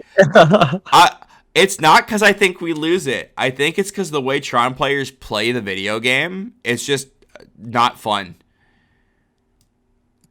Oh yeah, it doesn't look fun really. It's not. They're just I will doing say- over It again. is so Yeah, boring. They're just air dashing at you with a fucking spinny arm move, and you are like, Yeah. Get whacked. okay, I get whacked or I don't. It's Um, also I definitely once in a while will drop a combo on her because of her weird body. Yeah, it's hard, but ideally we imagine that we're actually hitting our combos on her. We can't kill her. She's got 1.2 mil, I think. Two? Yeah, I think it's 1.2. But I think any given time I hit this character, I snap in a different character after. Like, I don't even care about resetting her or infiniting her. I snap a different character every time. Yeah. Yeah. I actually, hot take, do think she is the worst character in the game. So I don't care about her. I still hate fighting her. But I don't care about her. As soon as I hit her, I snap something else in. I deal with it later. She's only annoying because of like her air dash heavy plus a good assist. Like her with bolts of with like strange bolts is actually the most annoying shit in the world to me. Nobody actually plays that, I don't think, but there was a guy back in the day who did, and that stuff was so annoying to deal with. We should just win this, right? We should just flat out win this. Yeah, I put it as a Straight win. Straight up wins, yeah. Yeah. I don't think it's a. You think it's decisive? No. No, Or you think no. it's straight? Yeah, because she can't just like accidentally hit us with some shit, right? Like that's always a consideration. I haven't Yeah. played any good Trons recently, but they do have some like Tron players know. Weirdly, I've run into Tron players actually know the matchup, and it's weird to find that because I actually don't have enough experience against the character, in my opinion. So I mean, jump back medium guns obviously really good.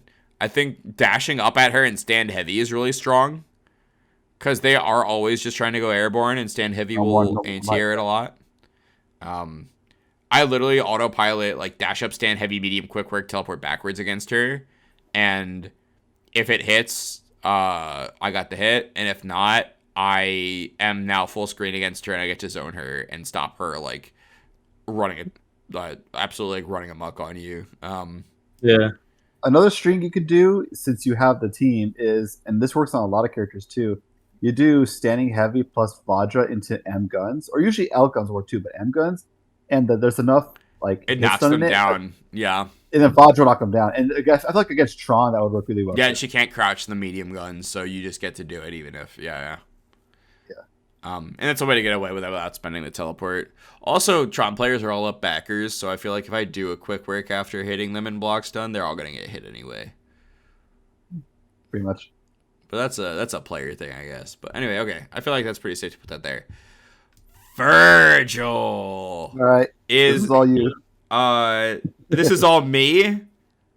What? Because I'm the Virgil killer now? Is that what we're No, talking? because we've already had this discussion. Oh, you and I did have this discussion Yeah. recently, yeah.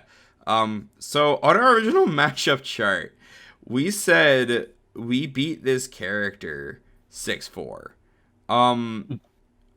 That's wrong. I don't feel like I should need to tell anybody that's wrong. Deadpool definitely doesn't beat Virgil 6-4. Oh, it did. What'd you say? No, I'm looking at it right now too. Yeah, we said we beat Virgil 6-4. I did have to play this matchup 2 or 3 times at Evo this year. Specifically the Team Clockwork matchup. I played DXP in the pre-Evo tournament at HyperX. And then I played Clockwork in Losers Top 48.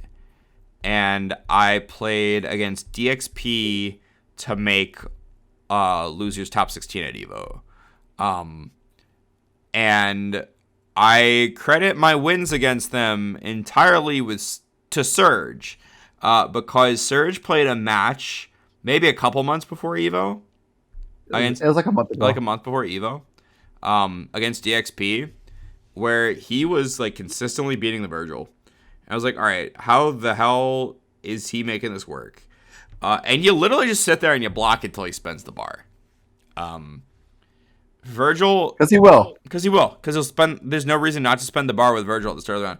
Every single Virgil player doesn't want Deadpool to get started his pattern, because once Deadpool starts a pattern, it's hard for Virgil to actually put swords on or do anything. So they're gonna do it at 99, so they can't get stopped, right? But if you get the swords on, or rather, if you block out the spiral swords string that Virgil does, and he doesn't have bar, you win. Or you don't win, but you get to fight. You have a positive matchup, I think, if you actually block out the swords. It's a question of how often are you going to actually be able to have Virgil out of meter to actually be able to play the game against him. You get to play the game, and you have a really good shot at playing the game. Like, this is just a thing against characters who wear trench coats, I guess. But doing like the jump low to the ground guns that I talked about, I think in part 2 of my guide, like where you're getting like the 2 sets of bullets. They can't really do a whole lot about against it. You recover quickly against it, so that like teleporting under isn't going to really do a lot. If they dash at you, they're going to get hit by the second set of guns you confirm off of it. So they kind of got to hold it. And if you make them block that, you can usually make them block like a dash up stand medium, or they block it and then you toss down a medium, like you toss down a grenade before they get the chance to do something else. And then once they have to hold the grenade, you can go back into doing guns again. And it's really hard for them to find a gap in that to put swords on if you're Virgil, and you can't really just start teleporting at people. If you do anything at the start of the round with Deadpool, Virgil puts on swords and teleports at you, and you get hit out of it. So if you... I don't want to say... I don't think Deadpool wins it. I'm on the border between even and loses, and the only reason I'd go loses is because you do literally have to give up the first turn of the match in order to not just straight up lose. In order to not get hit. I feel like giving up the first turn is so bad in Marvel, but Deadpool also benefits a lot from giving up the first turn to people, and then if you survived it, you win, right? That's what Kev, you block so much. In like every match you play, you start out the round and you block for like 30 seconds, and then you get to play and you just roll a guy. Like that's what you're specifically known for. I feel like Deadpool benefits a lot from giving up the first turn, and then as long as you survive that first turn, you win the game, or at least you have a really, really good chance of winning the game. I feel like the Virgil matchup is like the most obvious example of this. I think it's because Deadpool is so well rounded as a character that he has options to do with a lot of stuff. And if the other person doesn't have meter, they have less options to do with your options. You can kind of just... Yeah, like Deadpool gets to play with neutral the same no matter how much meter he has. Like Deadpool's neutral is strong without meter. It's strong with meter. It doesn't actually make a difference. Whereas Virgil's neutral is obviously... You can't even call it neutral. The dude puts on swords and then he won, right? But so I'm on the fence between even and loses. I'm leaning loses because you have to give up the first turn, but also if you survive that first turn, it does swing in your favor. I would say even only because how to put this? I feel like swords. It's a Virgil thing, but it's not even a matchup thing because everyone has to give up the first turn to Virgil. That's true. I guess it's a thing that every character kind of has to deal with. I would say. It's even because when you take away swords, when you look at their options, like Deadpool has ways to fight Virgil. Deadpool's normals are better. Like Deadpool's movement is better for the most part. Like he can fight Virgil. So that's all. Like I think swords is even as strong as it is, it's not enough to make it a losing matchup. It's just an issue that Yeah, once I you guess you could almost. I almost want to say swords are the only reason why it's actually even. yeah. Like I said, like when you consider everything that Deadpool can do, like yeah, he has like a teleport. So if you throw a bad grenade, you get punished, but that's like Yeah. whatever. Everything else is like yeah, you have ways of dealing with Virgil that just kind of doesn't get to do anything. Yeah. Okay. I So also. Yeah, I'll say even. even. Yeah, I'd go even. Also, the way that I play Deadpool, I've had this opinion for a little while, but I feel like the way that I play Deadpool is just Virgil light. It's like Virgil with better zoning. I can see that. Like I approach the way that I'm going to rush down with Deadpool a lot like the way that Virgil rush down works with like the Clockwork team. Yeah. That's how I approach a lot of my matchups, and so I'm not, or at least the way that I play the character. So I'm not surprised to find this being relatively even because they both kind of want to do a similar thing. They want to make you block, or at least the play style, right? That I run with. They want to make you block, and then you're gonna get teleport mixed up. And if you survive 1 to 2 mix-ups in a row, then you get to play the game.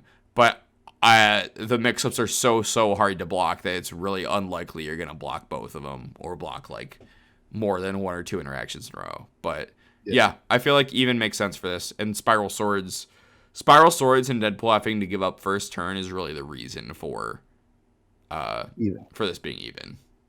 Okay. We are moving on to Beautiful Joe, which is That's gonna be funny.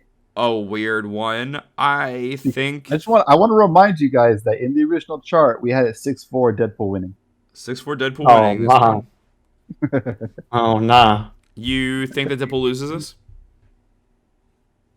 I think whoever blocks first loses. I think that's fair. Yeah. I would lean towards even with this as well. I feel like when we made this chart, the Beautiful Joe players I was playing against didn't understand the matchup. Oh, hell no. There's still not that many of them. I mean, there's a corn player that played Beautiful Joe. Was it LPZ? Yeah. There's LPZ. Punisher has a Joe, but he doesn't play him super often. Snake Tits has a Joe. Snake Tits has a Joe, but also it's weird with Snake Tits Joe versus Deadpool. I haven't really played him, but it's weird because he doesn't have an assist. It's also weird. And I did laugh it if they do the TK boomerang, it's like jump straight up and throw it. You literally can just stand medium guns the way down. Yeah, and you hit him. Stand medium guns is actually really good against him because a lot of the places and positions that you want to be throwing boomerangs, Deadpool could just medium guns and it just blows through the priority of everything except for a fully charged hot boomerang. But again, if you shoot the guns, usually the guns will hit him before you can actually throw out the gun. Right, exactly. But that said, like the rushdown and some of the stuff he has, it just works against Deadpool. Yeah, like his pressure is actually pretty solid. He has a pizza cutter. He has a pizza cutter. Pizza cutter is always good. And he has the triple jump, which is annoying to catch, and his movement's not like really good and fast ground movement, but he has decent enough air movement that he can maneuver around things. He can put himself at weird angles where Deadpool has trouble covering. I'd feel fine putting this in even. I definitely don't think Deadpool loses it, but I also don't think he straight up wins it either. No. Yeah, I think it's even. Okay. Alrighty. So after... All right, boys, you ready to start discussing some bad matchups? Yeah, I was gonna say. Oh, we got. Yeah, we'll talk about it. Wesker is a weird one to talk about because I feel like my opinion on this matchup flip flops frequently. What do you think it is now? Right now, I would say it's even.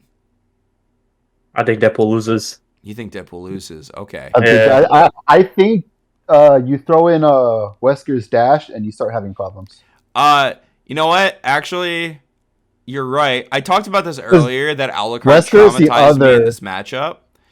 He's the other character with a low dash. Yeah, he's Yeah. the only other character that dashes as low as Deadpool's or even close to it. Yeah. So I think and his dash is actually faster than Deadpool's and low. Yeah. So I talked about this briefly earlier. That Alucard traumatized me with this character. The first time I played Alucard in tournament, I did crouching LM throw grenade. The dude did plink plink under me, crouch medium, punished me, and I was like, "There's no fucking shot that just happened to me." And I did it a second time. I was like, that must have been a fluke. I just kept getting fucking hit. I got hit twice, and I never threw a grenade against him again. And he can, like, mid-screen just plink under your grenades. Like, you don't even have to, like, do the block string. Yeah. You can throw a grenade, and the character just, like, plinks against you. When I played Unknown later on, I think it was around, like, 2015-ish, I was almost exclusively using the falling medium guns, like, the two sets of guns, like, the bullets. And I was only shooting grenades, or I was only throwing grenades, in very specific situations. I do against Wesker. I was doing a lot of like the falling medium guns, and then dash up stand medium, and then waiting for him to get pushed out to the max range of the stand medium, and then throwing a grenade off of that. I haven't played a Wesker as strong as another Inside, I guess, is what they're going by now. Inside is so good. He's ridiculous. His Wesker's absurd, but I haven't played a Wesker that strong in many years. Yeah. I guess like Living Legends, the prevalent Wesker right now, but he doesn't like move like some of the older school Weskers do. No. No, not at all. Really, Not at all. you really could. Wesker could unironically outzone Deadpool, bro. Oh, he Just can. from the gunshot. Yeah, you could do like jump up gunshot, and it's really hard to Double actually down. contest it. Yeah, because if I commit to something, then you get to the ground and you get to take space on me, even if you don't hit me. You get to take the space on Deadpool. It's like And any kind of jump movement you do, he could just blink under and get under you, and then you have to hold again. that shit. He throws you, or he hits you. Yeah, Or just go back to zoning if he wants to. And yeah. just keep doing it over and over again. yeah. One of the pluses I've had, but this is again situational and you have to depend on the player, is if I know they're gonna be doing like super jump gun teleport, I'm just gonna raw quick work. Oh yeah, I raw quick work at Wesker players all the time. But I raw again. Yeah, And it's it works, okay? Say You the laugh, Kevin, but say it the works. thing, Wedge. I do raw quick work and I teleport. I mean, it works. Like they're not gonna stop me. I've yet to have a Wesker stop me from doing it. But you're right. Like you can't zone normally against him for sure. And the fact that he can use movement to get underneath pretty much everything you do at jump height and punish you for it makes it really, really, really hard to play the matchup as anything other than like jump, wait, do low to the ground guns against him, and then try to rush him down once he blocks that. He's scary to fight. Especially okay. I will say like the scare. I mean, this is kind of a given, but the scariest Wesker to fight is one who can move. Yep. Yeah, luckily none of the Weskers move like they used to anymore. I honestly, a saving grace of like having to play against Wesker players. No Wesker player anymore moves like an East Coast Wesker player in like 2013. Yeah. They were fucking like lightning, dude. They were just so fast. Jahi, Alucard, like there was when Steve used to play Wesker, is all the East Coast Weskers just had the most insane movement in history. You could convince me that Deadpool loses this matchup. I still say he loses. I mean, I would say in the old chart we had it as like 6-4 for Deadpool, right? In favor of Wesker. In favor of Wesker. Oh yeah, we did have it in favor of Wesker. I still maintain that. You still think 6-4? All right. Yeah, this bottom, these last few matchups are like the spiciest matchups on here. I don't think this is a bad matchup. I'm gonna be honest with you, but I will put Wesker here. I'll absolutely put Wesker here. I think that's fair. Now, before we continue, I just want to reference from the old chart that we had Wolfie as even and X-23 as losing. Which is some head ass shit if I've ever heard it. Hold on. I almost need to grab it. I almost need to grab a drink for this. Yeah, hold on. I'll be right back. Oh, shit. So what do we have? We have these three.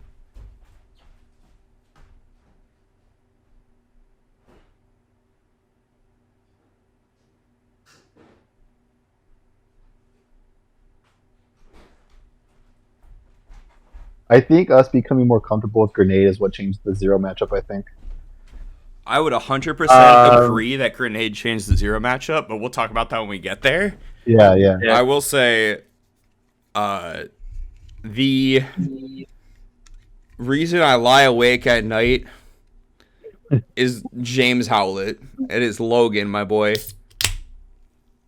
This Canadian has traumatized me more than anything else in this game. My favorite, quick side. My favorite Marvel character going into Marvel vs. Capcom 3 was Wolverine. And then I started playing Marvel vs. Capcom 3. I fucking hate Wolverine. It's so hard to fight this character. It's insane because every Wolverine player talks about how hard the Deadpool matchup is, and they're all just stupid. I will die on this hill. I will fight any Wolverine player that wants to fight me. Every Wolverine player is just dumb and doesn't understand the matchup if they lose to Deadpool. There's no excuse for you to lose to Deadpool with this character. Yeah. I don't want to actually talk about it. I wouldn't say excuse, but... What's up? I mean, I wouldn't say like they have no excuse to lose it, but yeah. Okay, they have very few excuses to lose it.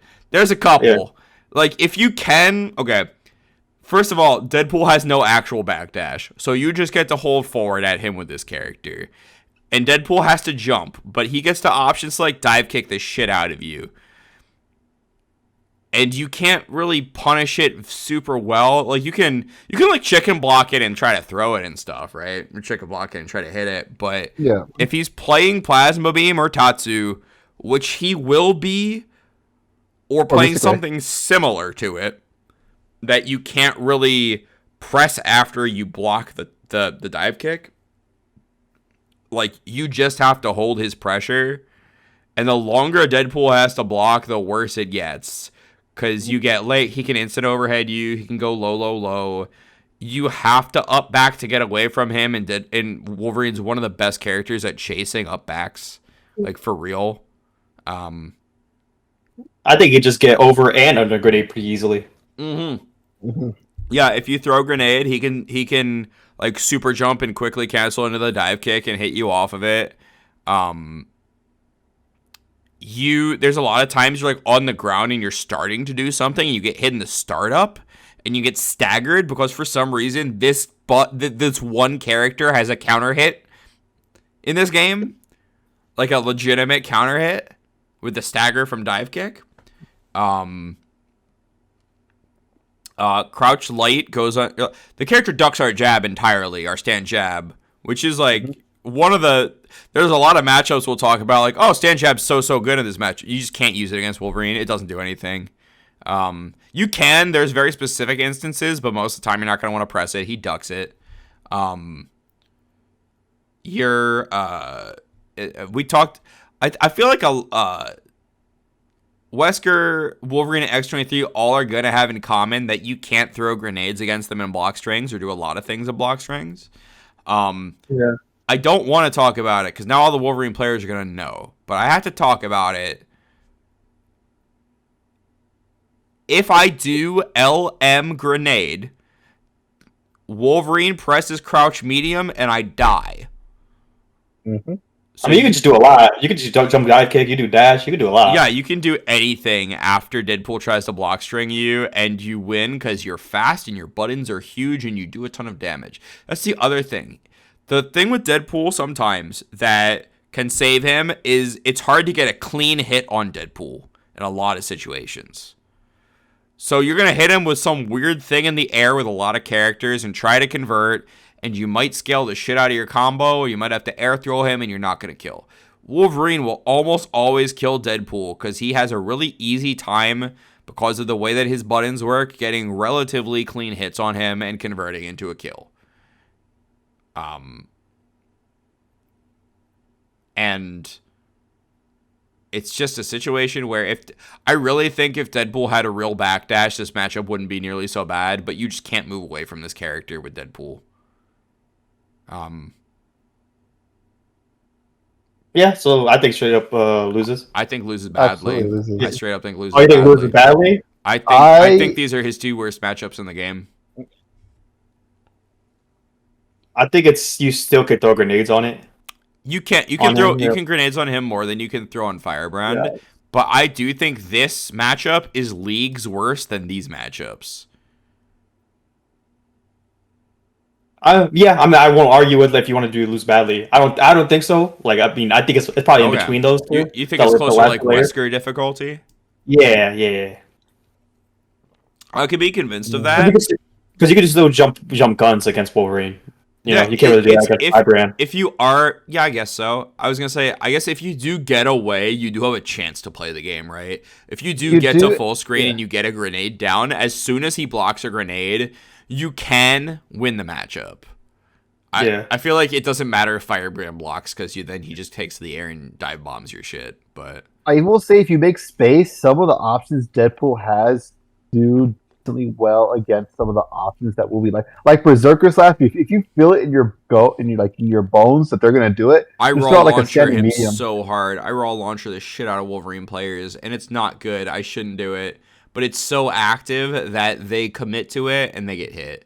I would say you could do like stand medium and the crouch heavy, because if they block it, then it becomes a string that you can cancel like Ninja Stars or something. I do a if they solid get hit, amount. I do a solid amount of crouch heavy against Wolverine at certain spacings. That they tend to go for Berserker Slashes in. So I think that's fair. Like, you can definitely throw out a preemptive button against Wolverine. But also, if they just wait and then you throw out a preemptive button, you get counter hit dive kicked and then you just die. So it's really hard to do, but you can catch them if you're properly like reading your opponent, for sure. It is very, very, very hard, and I would be inclined to say this is Deadpool's second hardest matchup in the game. Second only to Firebrand. But I could talk on Deadpool Wolverine forever, and maybe I'll do some specific matchup videos on some of Deadpool's harder matchups. But it's hard to not just turn it into me ranting about how stupid this character is.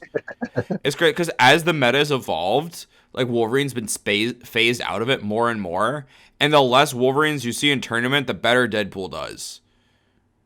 I really feel like it's like, I hate Morgan and Zero, but thank God for Morgan and Zero, bro, because that's the reason we don't just see these characters all the time.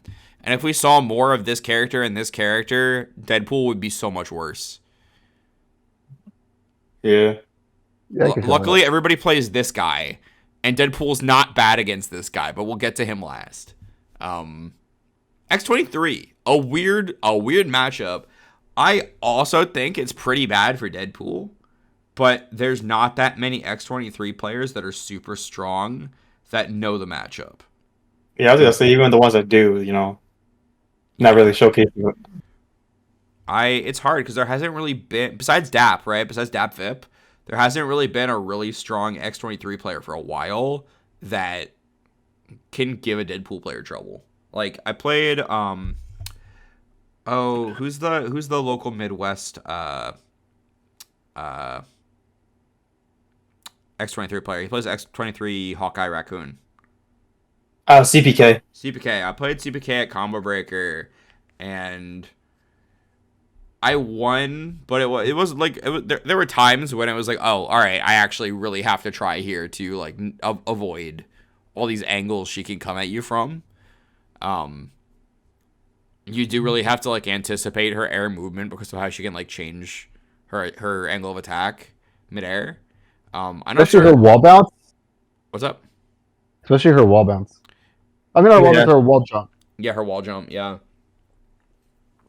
Just the grab moves is all good too, bro. She can get under grenades and gunshots or jump back guns pretty easily. Yeah, she gets under, just like Wolverine, just like Wesker. She can get under your jump back guns. She can get under your or over your grenades. You can't block string the same way against her that you can against some other characters that are very strong. I lean towards loses, though could be convinced of even just because she's not literally Wolverine. And One of her biggest downfalls is, unlike Wolverine, if she touches you, you're probably not gonna die. Yeah, you have to TAC with her, right? Yeah, you have to. Granted, it's like not impossible for her to get the touch on you though, right? Which is like very important because you do have to consider, okay, I am gonna get TAC Infinite, right? It's Marvel 3. Yeah. And it's the next team specifically. But she is forced to TAC you. And to be fair though, and not enough X-23s I think even do this. She does have a legitimate like TAC fake out where she like launches you, does jump light, and then she has a super jump. She does like a fake thing, right? Yeah, she does a super jump. Yeah. I think Merkel was the one because this is back when I played her and mained her. He found it like, oh, this isn't actually like that hard if you just know what you're doing. So if you fall for the bait, she actually can one touch you. So. Yeah, I mean, I think that's fair. So what are you guys thinking here? I think it still loses. I still think it loses too. Okay. It's the ground movement. Yeah. Also, like her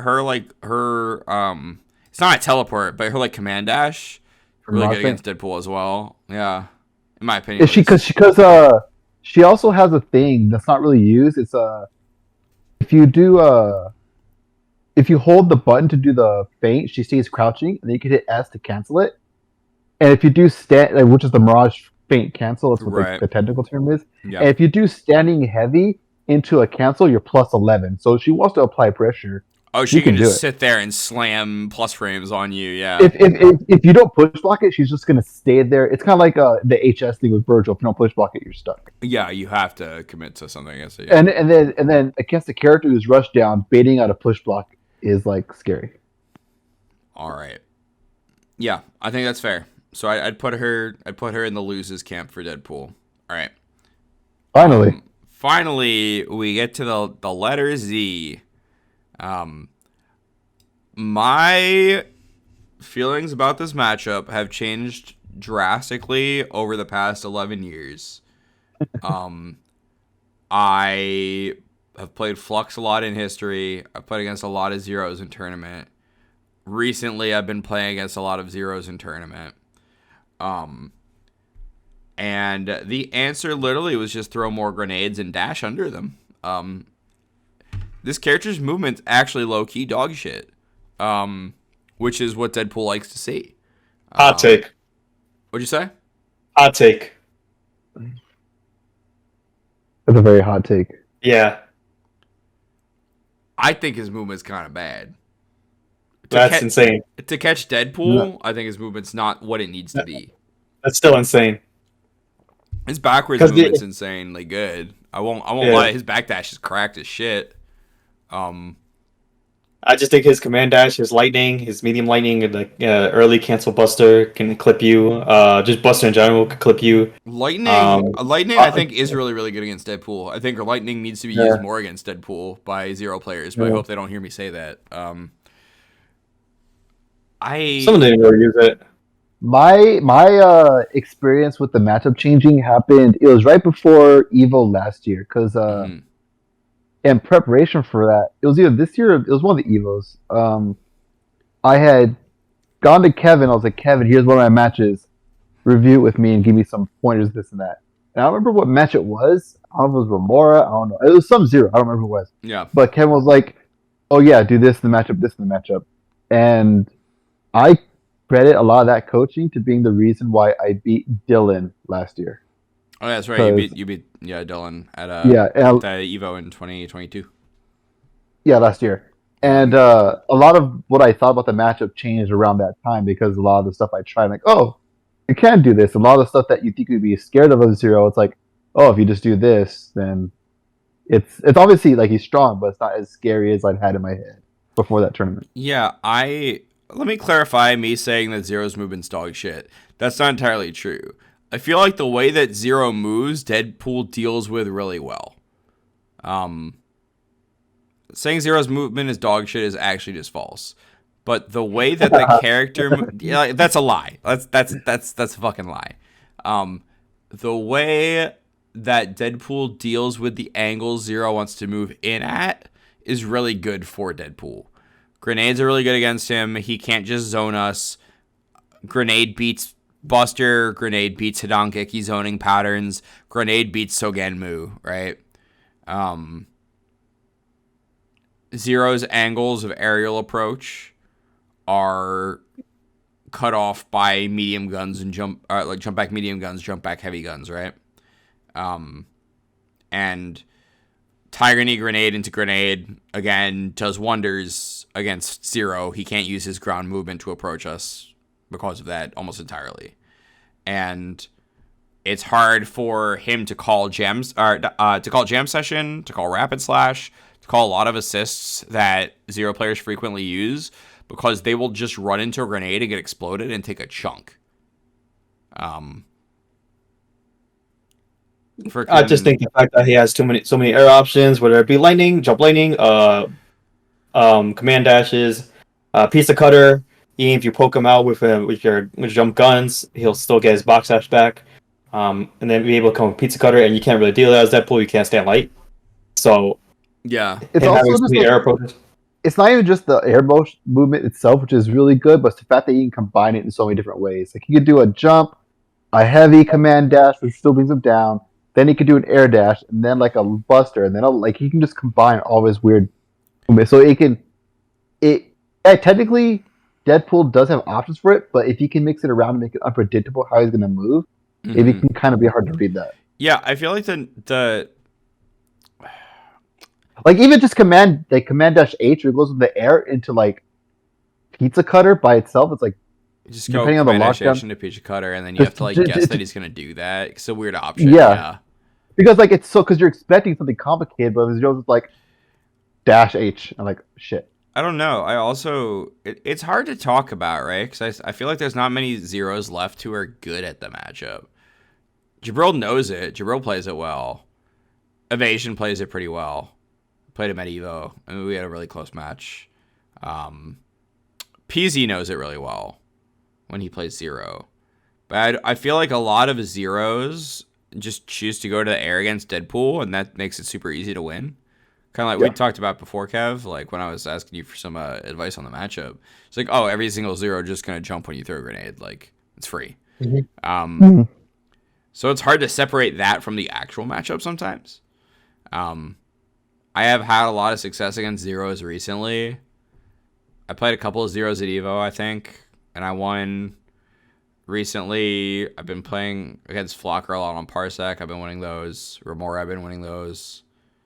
I played Yuli a couple times. I've been winning those as well. But also, it's like, it's different than the way that you play the matchup. Obviously, you're playing it with like the grenades and running away, calling jam session correctly. And if you're like going for a pure zoning play style, it is really hard to zone Zero out forever. Your movement has to be super, super on point. You have to be understanding exactly where he's going at all times. Your grenade throws have to be timed very, very well. Otherwise, you're going to get lightninged out of your grenade throw, right? Like, it is super annoying to get lightninged at grenade throw height. And then you just fucking die from anywhere on the screen, right? Because he lightninged you. At the same time, the way that I approach the matchup is similar initially, where I'm doing the zoning and I'm tossing a lot of grenades and trying to make them block some guns and grenades. And the second that they block, I'm doing a mix-up.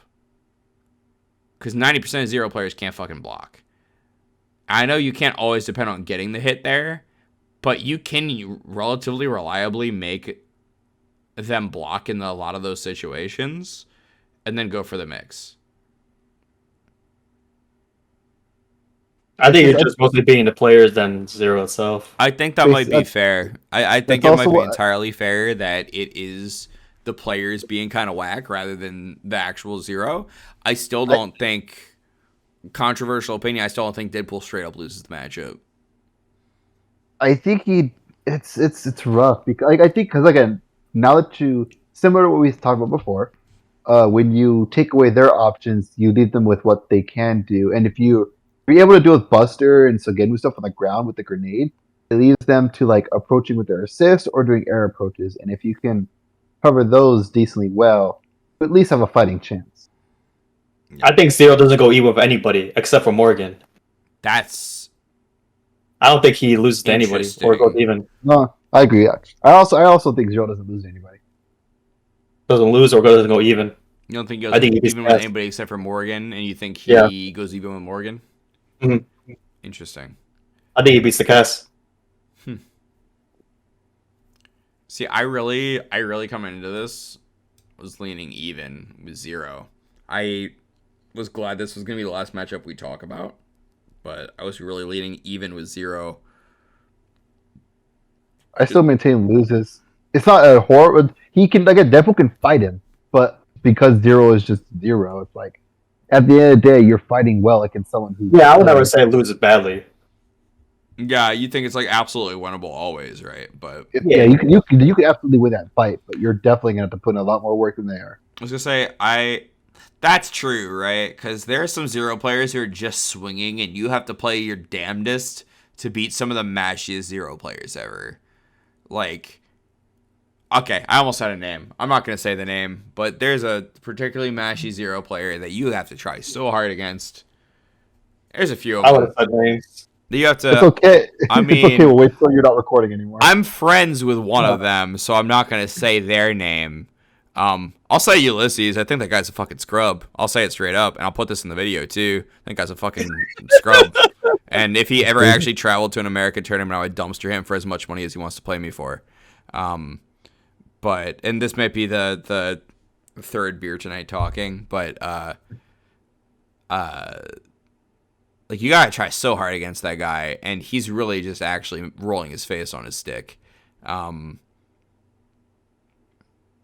But yeah, that's fair to say that you have to put so much more effort into playing the matchup than he has to do just to get like an even match, right? I could certainly say loses. Also, like, I'm pretty sure if I don't have Jam Session, I just lose to Zero. If I'm going to be entirely honest. If I don't have Jam Session on my team, I do just lose to Zero. So I think it's fair to say that Zero wins the matchup. I wouldn't say he wins it super convincingly, but I'd say he... Okay. Is there any... I'll put him right at the top of loses because he just barely loses. Yeah. I think of all these matchups in... loses, he's the best matchup that Deadpool has in these losing matchups. Which is crazy, but kind of interesting. I mean, I will say, yeah, go ahead. When you pointed out Jam Session, I mentioned earlier how there were two things that maybe switched back to Jam Session. One being Firebrand, the other Zero. The actual instance, the very moment they actually decided to switch back for reals, was I think it was an X Factory or Festival of Fights. I think it was an X Factory in SoCal, and I think it was like the day afterwards. Me and Jabril were playing just casuals at Kevin's house, Mm-hmm. This was also playing Virgil, and I think he beat me like 20 games to 1, and I'm just like, I can't do shit about Zero. Let me just bring back. You have to have Jam Session. You have to have Jam Session, and you have to have Vajra. That's honestly my opinion on that matchup. No. Of the next 4 games we played, I won 3. Yeah, I had Jam Session to deal with Zero. I'm like, I'm back to Dante. I feel like the Deadpool Dante Strider team, and I mean, I will also do a team synergy video. That's part of my plan for the series. But I do feel like the Deadpool Dante Strider team just perfectly provides Deadpool with everything he needs for the current meta of the game. Like, insanely good anchor, really annoying anywhere on the screen, like setting up a 50-50, just like out of neutral. Oh, did you block a grenade? Sorry. Hold this mix. And then Jam Session, like Dante being the perfect DHC partner, having a TAC, having Jam Session that lets me safely just toss out grenades and blocks off the part of the screen that Deadpool sometimes has trouble covering. Like, yeah, the team actually just does so well. I think it's also a team that it works in any order. That's you don't want it to be. You don't want to be. You can definitely play. You could definitely play Strider, but if you wind up with Strider in, like, there's sauce. Like, you have some unblockable setups and shit if you really need them. I'm not saying it works like ideally, obviously you want Deadpool Dante Strider, but if someone ever snaps in my Strider, I'm like, I don't feel too scared because I have jam session still, and I've definitely fucked up some people with Strider quick work. Yeah, I was gonna say there's a lot of hidden context in, maybe not even so hidden. A lot of context in this matchup chart that heavily leans on the fact that Deadpool's gonna have jam session. Like Yeah. a lot of these are certainly influenced by, oh, what are they gonna do? I'm gonna call jam. Like Yeah. there's a non-negligible amount of that. Is there anything on this chart we feel like after, now that we're done with it, maybe should be shifting spots? I feel like we wound up coming to a general consensus on pretty much most of these. Are there any like last minute comments we think need to be made about the way that we put any of this together? I'm kind of looking at I'm looking back and forth the old one versus like the new one. And what I find interesting is just that like how the game has changed, because before it's like when you compare like the evens, like everything 5-5 and up, so like everything Deadpool's even with versus wins, we had way more of that in the old one than the new one. He loses a lot more this time around than he did before. I think we were really optimistic before. I think, what do we have? We had his worst matchup as being Firebrand, which hasn't actually changed at all, right? No, that's still true. Um, We had Also, more of him as even. He was still kind of like new to the meta since he wasn't popping like that yeah. back then. This was back in 2015. So Yeah, that's what I mean. So people were like are figuring out more and more about Deadpool. That was, I think by the time we made this matchup chart, I was playing Dante for less than a year, which is insane to think about. I only picked up Dante a year before Evo 2015, I think. But I think we...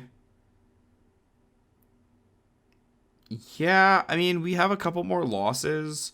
I think we were smoking something that I wish I had some more of when we put him as beating Virgil and as going even with Morrigan. Wolverine. But I feel like most of the even matchups didn't change a whole lot. It largely stayed the same. A lot of the stuff, which I mean, I guess the ones that stayed the same, I think it just shows like maybe for those characters specifically, because like I feel like a lot of the like some of the opinions we had were just wrong, like Morgan or Wolverine, for example. But a lot of the common characters who, at least at the time, we had experience with, those ones didn't change. I think we still understood those ones relatively well. It wasn't until the meta evolved and we got more nuance and maybe the characters we didn't know as much about, that stuff started shifting around with this chart. Yeah, I think that's fair. I think the things that we said, I think the things that we were wrong about were pretty obvious. I think the biggest changes in this chart are us actually appropriately putting Wolverine, Morrigan, Spencer, and there's one more.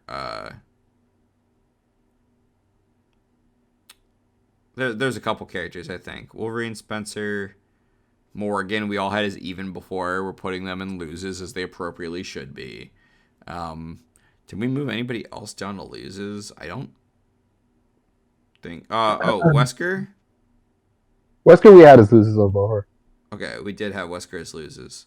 Then I mean I don't think there's anything that significantly changed besides we got real about how good Morrigan is. Nobody did Soul Drain stuff back when we made that chart. Yeah. Nobody actually optimally did fireball patterns for the most part back when we did that chart. There was a lot of just like Morgan doing random shit and nobody knew what was going on. Like, I mean, even in that period, Chris G was still during like the Chris G era. Chris was doing Chris stuff, right? That was during Chris era. We knew that she was good. I just don't think we understood how good she was, and nobody on her end understood our matchup, right? Yeah. So it felt different. You're like, oh, I'm playing, like, because like the first time I played Chris in like 2013, I only lost him 3-2, and it was like super even, and Morgan was not the deciding factor. So I was like, oh, it's totally even. I played against Josh Wong too. I was going pretty even with Josh Wong at the time. Josh Wong, bro, damn. Yeah, he was playing more doing Virgil as well, and I played him in tournament. I also just lost 3-2 to him. And again, it wasn't Morgan that was the deciding factor.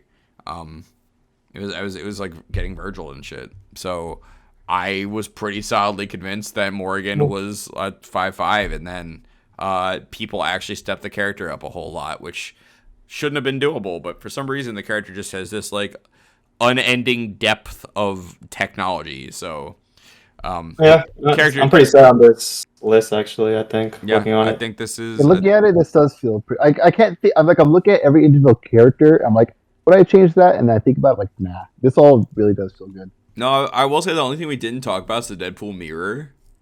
But I guess we did briefly talk about the fact that you just can't press anything or do anything in this matchup because you teleport on yourself and you kill the other guy. It's not more than any other matchup. Nothing I will happens. say that it's not fun. It is Like, absolutely my least I'm not favorite enjoying matchup. the video game, but I'm playing against another Deadpool. Yeah, because I mean, it's bad. It's not fun. It's not enjoyable. Doom mirrors, sick. Magneto mirrors, sick. Deadpool mirrors are fucking dog water. They're not a good time. So stop trying to get me to play exhibitions with other Deadpools. I see one more play Kevin in a fucking money match in a TNS chat, I'm gonna scream. All right. Oh, really? I can't. I'm not joking when I say there's like a number of times that I've seen in like TNS chat or like a YouTube comment that they want me to play you in like an exhibition or some shit. And nobody here wants that. No, I don't care or even have a strong opinion on who wins or loses that. Because fucking Deadpool Dante mirrors, bro, is the most boring thing you could possibly do. I'd rather watch paint dry or Morgan players fight each other. But at least Morgan players fighting each other is fun because you at least, and no matter what happens, you at least get to see Morgan die. You do get to see Morgan die. That's true. That's like the only benefit of that. Same thing with Zero mirrors. Like, okay, you know, at the end of the day, 1-0 is going to die. That warms my heart a little bit. Oh, yeah. All right. I think this is a pretty solid list. I think we've discussed pretty much everything there is to discuss about these. Not everything there is to discuss about all the matchups, but we've pretty solidly summarized how they go. For whoever's going to be watching this, thanks for watching. Guys, where can we find you if you want to either watch you play or follow you on Twitter or whatever? Kevin, I mean, should need no introduction, I'd hope, but You talk about plugging my socials? yeah, just plug some socials. Why not? Yeah. Twitter.com/dual_Kevin. Also on Twitch. But you can see me on Street Fighter a lot these days. So And on YouTube. yeah, and on YouTube as well. I'm actually posting some content here and there too. Yo, Serge is such a top tier mod, bro. Serge is actually a top tier mod, yeah. Yeah. And then Serge, where can we find you, bud? You can find me at Sykilik 101 on Twitter. That's pretty much if you see that name, it's probably me.